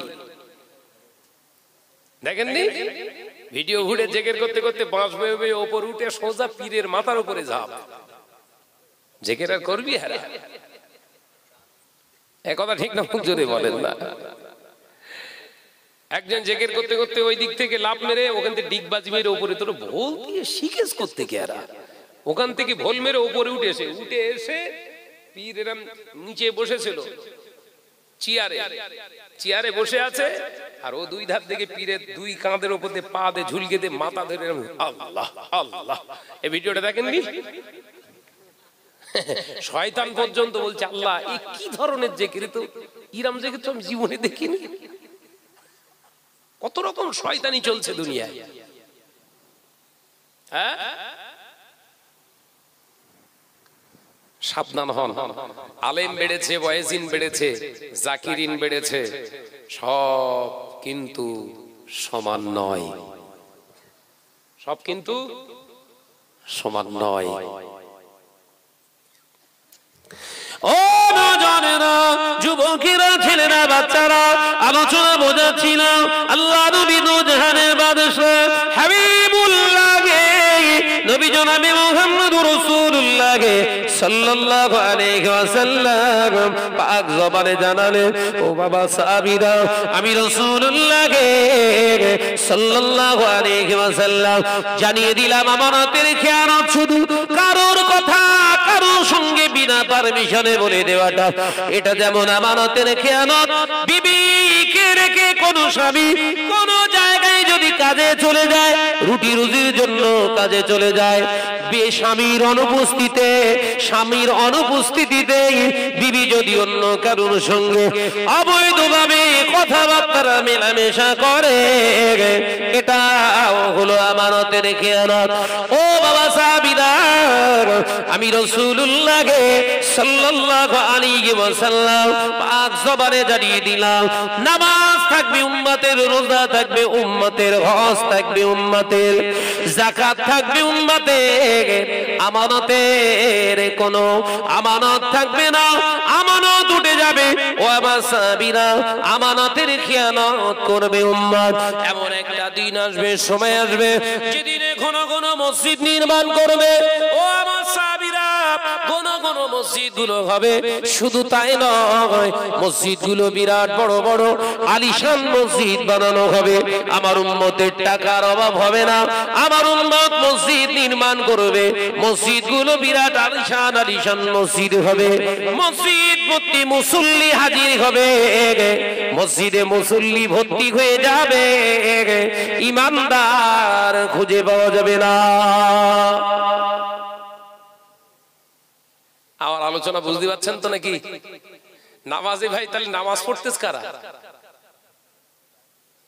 নই বললেন দাড়িওয়ালার অভাব হবে না, টুপিওয়ালার অভাব হবে না, আপনার আলেমের অভাব হবে না, কারির অভাব হবে না, সমাজের বুকে নামাজি মুসল্লির অভাব হবে না।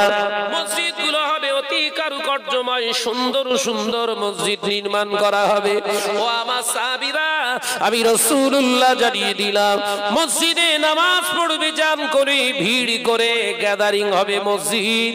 মসজিদের মুসল্লিদের ঈমান খুঁজে পাওয়া যাবে না। আমরা কি সেই যুগে অবস্থান করছি?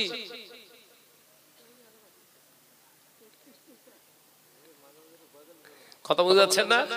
আমরা কি সেই যুগে অবস্থান করছি? গোটা ওয়ার্ল্ডে 224টা দেশ, কটা?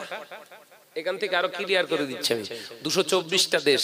এই 224টা দেশের ভিতরে এককভাবে মোল্লাদের দেশ আছে 57টা।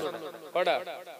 57টা। এই মোল্লাদের 57টা দেশের ভিতরে এই মোল্লারা বসবাস করে 187টা রাষ্ট্রে। কটা?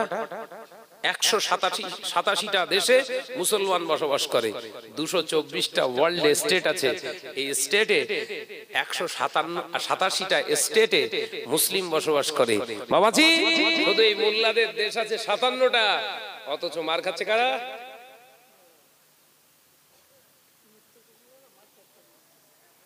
মার খাচ্ছে কারা? মোল্লা। যে ফিলিস্তিনের বসবাসকারী মুসলমানের সংখ্যা হচ্ছে খুব টেনে টেনে হইলে 28 লক্ষ। কত? 28 লক্ষ। ফিলিস্তিনের মুসলমানদের 28 লক্ষ বসবাস। এই 28 লক্ষ মুসলমানদের উপরে অত্যাচার হচ্ছে। তাহলে এখনো কত মুসলমান আছে বাইরে? 199 কোটি 72 লক্ষ। 200 কোটি মুসলমান, 850 কোটি পৃথিবীতে মানুষ বসবাস করছে। কত কোটি? 850 কোটি। আদমশুমারিতেও গোটা ওয়ার্ল্ডে গণনা করে বলছে 200 কোটি অনলি মুসলিম মেজরিটি, মুসলিম মেজরিটি কান্ট্রি হলো, দেশ হলো, স্টেট হলো 57। এই দেশে মুসলিম মেজরিটি দেশ, 187টা দেশে মুসলিম বসবাস করে, যার ভিতরে মুসলমানের সংখ্যা 200 কোটি। এই 200 কোটির 28 লক্ষ মানুষ মার খাচ্ছে মুসলমান, আর দুয়া চাচ্ছে 199 কোটি 72 লক্ষ। কথা বুঝতে পারছেন না নাকি? এখন আমার প্রশ্ন আছে, আমি সময় সময় একটু অর্ধেক ভাবি, ওই বলে না উনি ঘোড়ার ডিম ভাবে, আমি ঘোড়ার ডিমটাই ভেবে বলছি। হ্যাঁ, বড় পীরকে প্রশ্ন করো যে 199 কোটি 72 লক্ষ মানুষ কম বেশি সবাই দুয়ায় শামিল আছি না নেই? আলেম আছে, মাওলানা আছে, বড় বড় মুহাদ্দিস রয়েছে, নামাজি আছে, দাড়িওয়ালা টুপিওয়ালা আছে, সবাই দোয়া চাইছে আল্লাহ মুসলমান ফিলিস্তিনি মার খায়, আল্লাহ বারবার মুসলমানদের মার মেরো না, আল্লাহ তাদের হেফাজত করো, গাজার মুসলমানদের হেফাজত করো, আল্লাহ আল্লাহ হামাসের মুসলমানদের শক্তি শক্তি বৃদ্ধি করে দাও, আসমান থেকে তোমার সাহায্য অবতরণ করো। দোয়া চাইছি। আজকে যুদ্ধ চলছে প্রায় 38 দিন 39 দিন হয়ে গেল, এখনো কি কোনো সাহায্য এসেছে? সাহায্য পেয়েছে? এ পর্যন্ত মুসলমান নরনারী তাদের আঘাতে 13,000 ছাড়িয়ে গেছে। কত? 13,000 ছাড়িয়ে গেছে। হিসাব, ওদের যা হিসেব দেখাচ্ছে ওর ডবল হবে।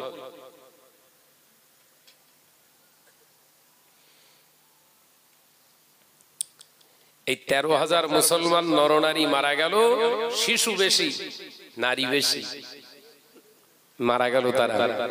আমরা তাদের জন্য দোয়া চাচ্ছি, আল্লাহ তাদের হেফাজত করো।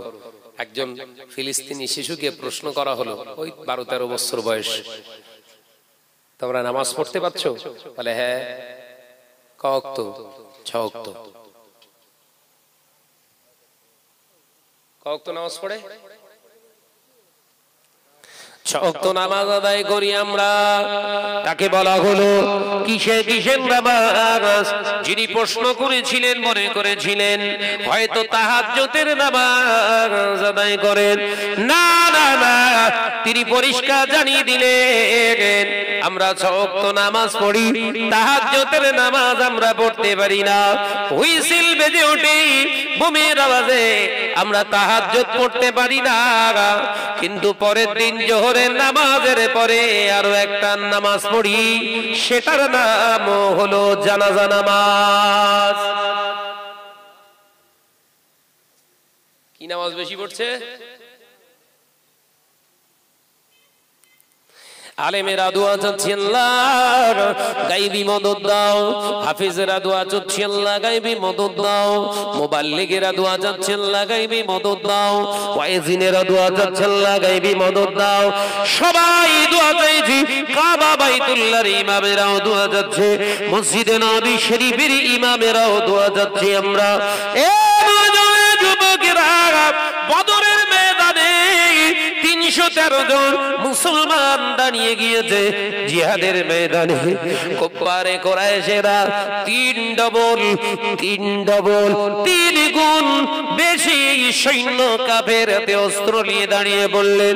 রাসূলুল্লাহ সাহাবীরা ভয় খেয়ে গিয়েছে, ইয়া রাসূলুল্লাহ হাবিবাল্লাহ, হুজুর কি করে হবে? বিরাট পাহাড়ের সঙ্গে আমরা তো নুড়ি পাথর। আল্লাহ নবী বললেন, বাবা সাহাবীরা, ও আমার সাহাবারা, আমি রাসূলুল্লাহ তোমাদের জিজ্ঞাসা করি, বলো জমিনের মালিক কে? সাহাবায়ে কেরামরা বললেন আল্লাহ। আসমানের মালিক কে? আল্লাহ। আমাদের হায়াতের মালিক কে? আল্লাহ। আমাদের মউতের মালিক কে? আল্লাহ। পৃথিবীর জমিনে ইজ্জতের মালিক কে? আল্লাহ। ও সাহাবীরা, এবার তোমাদের প্রশ্ন করি, বলো ওই আল্লাহকে আল্লাহ বলে মানে কারা? যারা তোমাদের এগেইনস্টে 1000-এর উপরে দাঁড়িয়ে আছে তারা না তোমরা? সাহাবায়ে কেরামেরা বললেন ওটাও হলো আমরা। আল্লাহ নবী বললেন, জমিনের মালিক যিনি আল্লাহ, আসমানের মালিক যিনি আল্লাহ, সেই আল্লাহকে যারা এক বলে স্বীকার করে, বাবাজিরা, রাসূলুল্লাহ সাহাবায়ে কেরামদের ঈমানি জজবা বাড়িয়ে দিলেন যে আল্লাহকে এক বলে নিজের প্রভু বলে প্রভুত্বের জায়গায় বসায়। এই জমিন আসমানের মালিককে যারা মালিক বলে স্বীকার করে নেয়, আমি রাসূলুল্লাহ দেখতে পাই আমার আল্লাহ তোমাদেরকে সাহায্য দেবে। একবার জোরে হবে না? ওদের হাতে অস্ত্র, ওদের লোক সংখ্যা বিশাল, বিরাট সৈন্য, ওদের পদাতিক কম, বেশি অংশ ওদের কাছে সাওয়ারি আছে, ঘোড়া উট আছে। তোমাদের ঘোড়া মাত্র 2টো। মুসলমানদের ঘোড়া 2টো, কোন কিতাবে 4টে। যে ওদের হাতে, প্রত্যেকের হাতে অস্ত্র, তোমাদের মাত্র 22 জনের হাতে অস্ত্র। কিন্তু আমি রাসূলুল্লাহ দেখতে পাচ্ছি জয়ের পতাকা কাদের হাতে? যেটা বলে তোমাদের হাতে। কারণ এই জমিনের মালিক যিনি আল্লাহ, সেই আল্লাহকে ওরা স্বীকার করে না, তোমরা করো। অর্থাৎ প্রভুর প্রভুত্বের আনুগত্যের উপরে যারা চলে, প্রভু তো তাদেরই সাপোর্ট করবে। একবার জোরে বলো, একবার জোরে হবে না? সাহাবায়ে কেরামদের ঈমানি জজবা বেড়ে গেল, ঈমানি জজবা বেড়ে গেল। বিশ্বনবী এবার সাহাবায়ে কেরামদের লক্ষ্য করে বললেন, পড়ো, ঝাঁপিয়ে পড়ো, জিহাদের ময়দানে জিহাদ চলছে। একজন সাহাবী এসে বলল, হুজুর খালি হাতে জিহাদ করতে যাব, অস্ত্র তো ভালো আছে কিন্তু হাতে তো কিছু ধরতে হবে। আল্লাহর নবী বললেন, ওই যে একটা খেজুর গাছের ছট পড়ে আছে, ওই খেজুর গাছের ছটটা নাও আমার কাছে। হাদিস পাক বলছি, বলো, ওই খাজুরের ছটটা আনো। সাহাবী হুজুর গিয়ে খাজুরের ছটটা এনে রাসূলুল্লাহর কাছে দিলেন।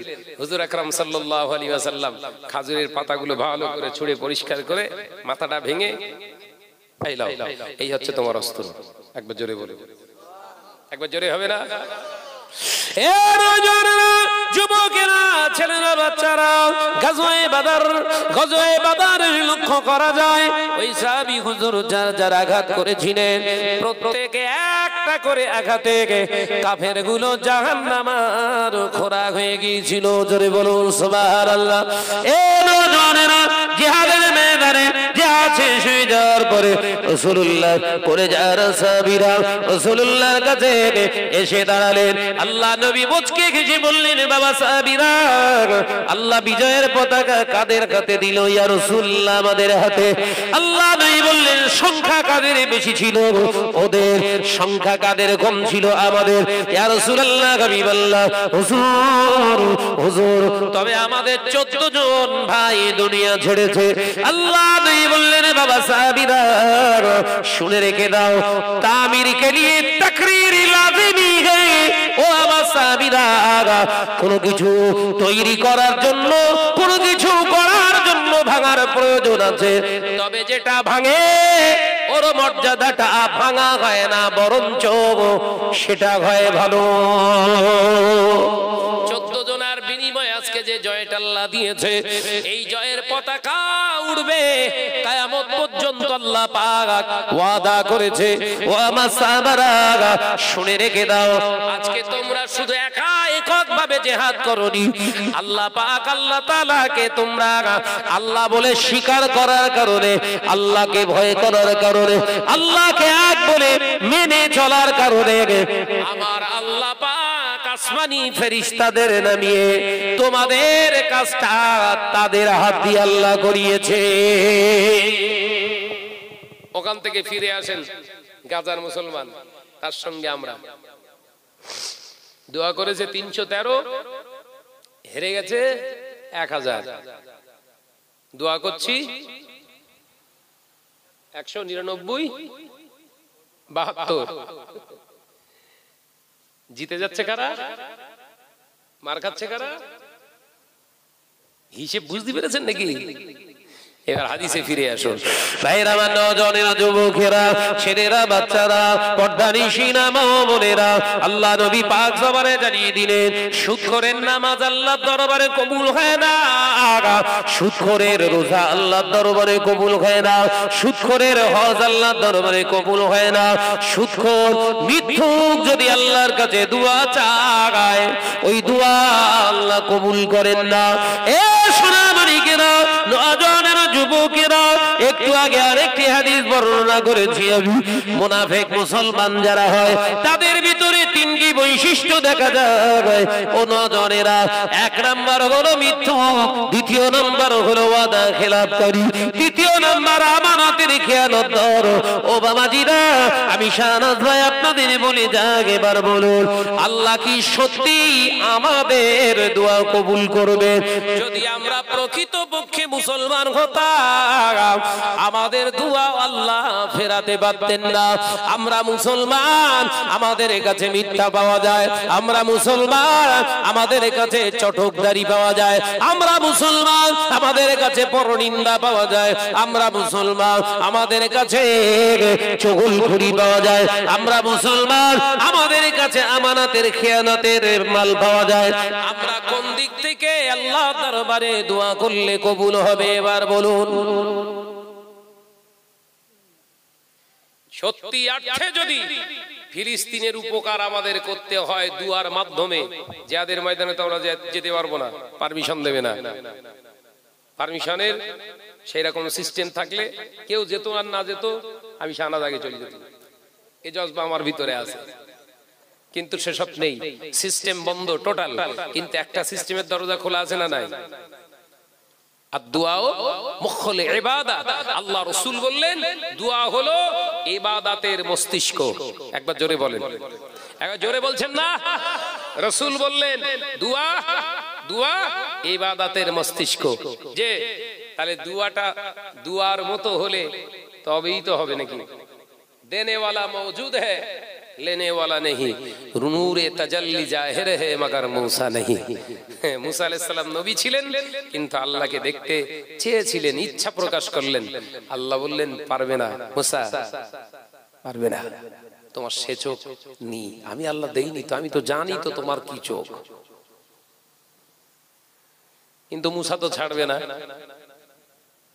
मूसा अलैहिस সালাম ছাড়বেন না, मूसा পারবে না। হ্যাঁ আল্লাহ আমি পারবো ইনশাআল্লাহ। ঠিক আছে এসো। উপত্যকায় কোথায়? হ্যাঁ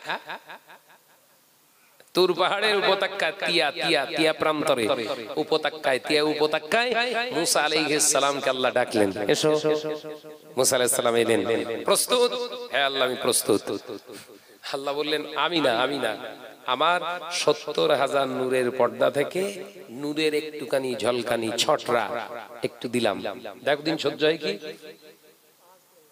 ৭০,০০০ নূরের পর্দার ভিতর থেকে मूसा আলাইহিস সালামকে আল্লাহ পাক একটুখানি ছাটরা দিলেন। এক ছাটরায় मूसा কোথায়? জমিনের উপরে বসে পড়ে আছে। मूसा আলাইহিস সালাম জ্ঞান ফিরে পাচ্ছেন না, জিবরাইলকে পাঠিয়ে দিলেন, অনুরোধ তোলো, আমার मूसाকে তোলো। জ্ঞান ফিরে পেলেন। मूसा আলাইহিস সালামের চোখ দুটো লাল হয়ে গেছে। मूसा আলাইহিস সালাম বললেন আল্লাহ আমার ভুল হয়ে গেছে, আমার ভুল হয়ে গেছে, যে ধরাটা আমার ঠিক হয়নি, সত্যি আমার যোগ্যতা নেই। একবার জোরে বলুন না সুবহানাল্লাহ। मूसा আলাইহিস সালামের এই নত শিকারটা আল্লাহর খুব ভালো লেগেছে। একবার জোরে বলবেন না? আমরা নত স্বীকার করেছি? আল্লাহ আমি জবান দিয়ে মিথ্যে কথা বলে ফেলেছি, আমি আল্লাহ সুদের মাল খেয়ে ফেলেছি, আল্লাহ আমার জবান দিয়ে আমি পরনিন্দা করে ফেলেছি, আল্লাহ আমার জবান দিয়ে আমি মিথ্যা কথা বলেছি, আল্লাহ এই জবান দিয়ে লটারির টাকা আমি খেয়েছি, আল্লাহ আমি পরে ঝেড়ে খেয়েছি, মেরে খেয়েছি, আমাকে মাফ করে দেন, ক্ষমা করে দেন, মাফ করে দেন, ক্ষমা করে দেন। আল্লাহ আপনি তো গফুর রহিম, আপনি তো ক্ষমা করতে ভালোবাসেন, আল্লাহ মাফ করে দেন, ক্ষমা করে দেন।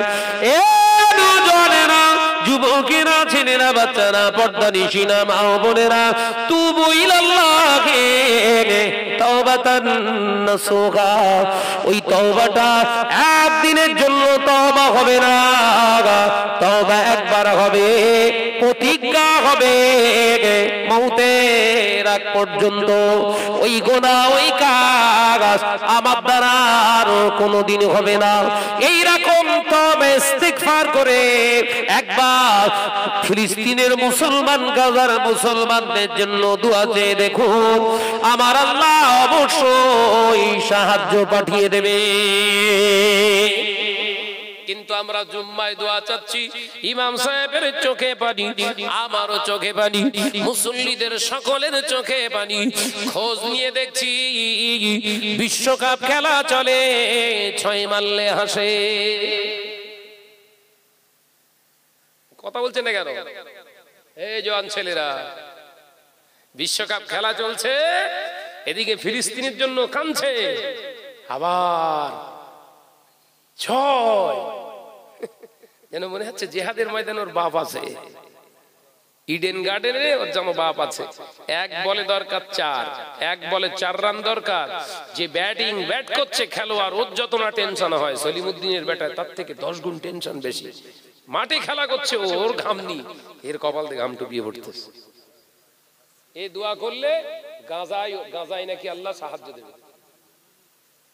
শাহনাজ বলে শাহনাজ খারাপ। আলোচনা বুঝতে পারেননি? একটু উপলব্ধি করুন কাউকে খারাপ, হ্যাঁ ইসরায়েল খারাপ, ওর জন্মগত গন্ডগোল রয়েছে, ও হারাম খায়, হারামীয় জীবন, খোদাদ্রোহী, 70,000 নবী আলাইহিস সালামের হত্যার রেকর্ড আছে ওদের, সব খারাপ, কিন্তু আমি তো ভালো। এই কথা বলছেন না কেন? আমরা তো ভালো, তাহলে আমরা দোয়া চাচ্ছি, কাজ হচ্ছে না কেন?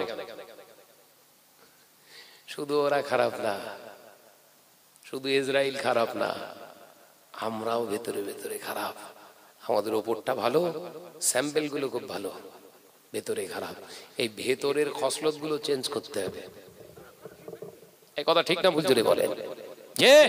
আল্লাহ পাক আমাদের সকলকে বোঝার তৌফিক দেন, বলুন আমিন। মহাব্বতের সঙ্গে দরুদ আল্লাহুম্মা সাল্লি আলা।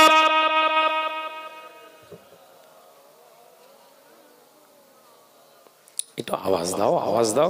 ওয়ালা আলি।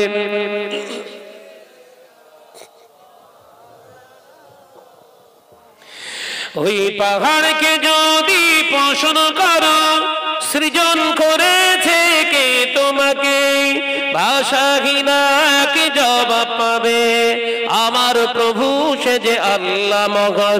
ওই সাগরকে যদি প্রশ্ন করো, সৃজন করেছে কে তোমাকে, ঢেউয়ে ঢেউয়ে তার জবাব পাবে আমার প্রভু সে যে আল্লাহ মহান। জোরে বলবেন না? একটু চিল্লে হবে না? ওই পাহাড় বলো, নদী সাগর বলো, সবই যে তোমার দয়ায় পূরণ। ওই পাহাড় বলো, নদী সাগর বলো, সবই যে তোমার দয়ায় পূরণ। সে যে আল্লাহ মহান, আল্লাহ আল্লাহ মহান আল্লাহ। জোরে হবে না? নারে তাকবীর, নারে তাকবীর। সে যে আল্লাহ মহান, আল্লাহ আল্লাহ মহান আল্লাহ।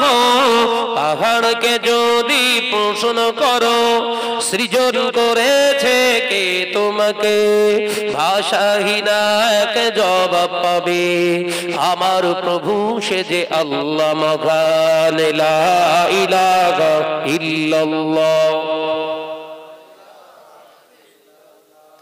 লা ইলাহা ইল্লাল্লাহ।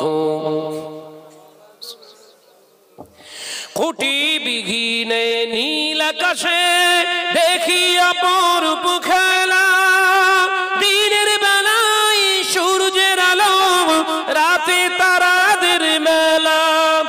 জোরে হবে না? একটু চিল্লে হবে না? কোটি বিঘিন ওই নীল আকাশে দেখি অপরূপ খেলা, দিনের বেলায় সূর্যের আলো, রাতে তারাদের মেলা। ওই চন্দ্র বলো বা সূর্য বলো, সবই যে তোমার দয়ায় পূরণ। ওই পাহাড় বলো, নদী সাগর বলো, সবই যে তোমার দয়ায় পূরণ। সে যে আল্লাহ মহান, আল্লাহ আল্লাহ মহান আল্লাহ। জোরে বলবেন না? নারে তাকবীর, নারে তাকবীর। জোরে জোরে লা ইলাহা ইল্লাল্লাহ।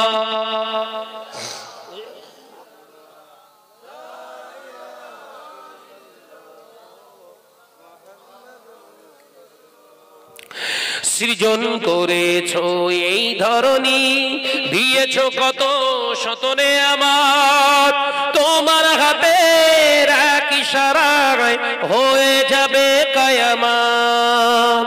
সৃজন করেছো এই ধরনী, দিয়েছো কত শতনে আমার, তোমার হাতের এক ইশারায় হয়ে যাবে কিয়ামত। এই ধরনী বলো বা পৃথিবী বলো, সবই যে তোমার দয়ায় পূরণ। ওই পাহাড় বলো, নদী সাগর বলো, সবই যে তোমার দয়ায় পূরণ। সে যে আল্লাহ মহান, আল্লাহ আল্লাহ মহান আল্লাহ। জোরে বলবেন না, নারে তাকবীর। সে যে আল্লাহ মহান আল্লাহ, আল্লাহ মহান আল্লাহ। পাহাড়কে যদি প্রশ্ন করো সৃজন করেছে কে তোমাকে, ভাষাহীনা একে জবাব পাবে। আমার প্রভু সে যে আল্লাহ মহান, লা ইলাহা ইল্লাল্লাহ। জোরে জোরে লা ইলাহা ইল্লাল্লাহু। আওয়াজ শোনাচ্ছেন মানিকেরা। আলোচনা যেটা বোঝাতে চেয়েছিলাম, তাহলে আল্লাহর কাছে দোয়া কবুল করাতে গেলে ফিলিস্তিনের সাহায্য যদি করতেই হয়, আমাকে আগে ভালো হতে হয়, আমাকে আগে ভালো হতে হবে। যে দেনে ওয়ালা তো মওজুদ হে, আল্লাহ সব সময় তো বান্দার দোয়া কবুল করবে অবশ্যই, কিন্তু শর্ত রাখেনি আল্লাহ। বান্দা আমার কাছে দোয়া চাইবি, শর্ত আছে না নেই? আছে। বান্দা তোর জবানে ব্রেক লাগা। জবানে কি লাগাবে? একটা সাইকেল চালাতে গেলে বান্দা তো দুটো ব্রেকের দরকার হয়, মোটর সাইকেল চালাতে গেলে তো দুটো ব্রেকের দরকার হয়, চার চাকা চালাতে গেলে তো দুটো ব্রেকের দরকার হয়, এরোপ্লেন চালাতে গেলে তো দুটো ব্রেকের দরকার হয়। সবকিছু চালাচ্ছিস ব্রেক, আর তুই চলতেছিস তোর ব্রেক কই? কথা বুঝছেন না? সব চালাচ্ছ তুমি, তুমি তো পাইলট, তুমি তো চালাচ্ছ, তোমার ব্রেক কই? ব্রেক বিহীন গাড়ি যত ব্র্যান্ডেডই হোক না কেন, যত দামি কোম্পানিরই হোক না কেন, যদি ব্রেক না থাকে, ওই ব্রেক বিহীন গাড়িটাই চাপলে যতটা নিজেকে সুরক্ষিত রাখো মনে করো, আমি আল্লাহর কাছে তোমার দোয়াটা ওই রকম। কথা বুঝতে পারছেন না? ব্রেক বিহীন গাড়ি ধরে নেন মার্সিডিজ, ধরে নিলেন BMW, আমি আপনাদের কাছে এনেছি একটা গাড়ি, ওই গাড়িটার দাম 9 লক্ষ, নগদে কেনা 9,74,000 টাকা, ইন্টারেস্টে নয়। যেটা আমি এনেছি ভেনু বলে ওই গাড়িটা, হোন্ডায়ের, একদম নগদে কেনা 9,74,000 টাকা। আর ওই গাড়িটা আমি একজনকে, আপনাদের পছন্দ যার হবে, আপনার যদি মনে হয় নেন, গাড়িটা হাতে দেবো, চাবিটা হাতে দিয়ে বলবে গাড়িটা তোর ভাই, কিন্তু শর্ত ওর বলো ব্রেক নেই। কজন নেবেন? হাত তোলে। নেবেন? ফিরি দিচ্ছি তো। ব্রেক বিহীন গাড়ি চাপাটা যেমন আপনার কাছে বিপজ্জনক, বললেন ব্রেক বিহীন বান্দার দোয়া আমার কাছে ওই রকম। আমি মিথ্যা কথা হারাম করেছি, মানুষের নামে মিথ্যা তহমত দেওয়া হারাম করেছি, মানুষের নামে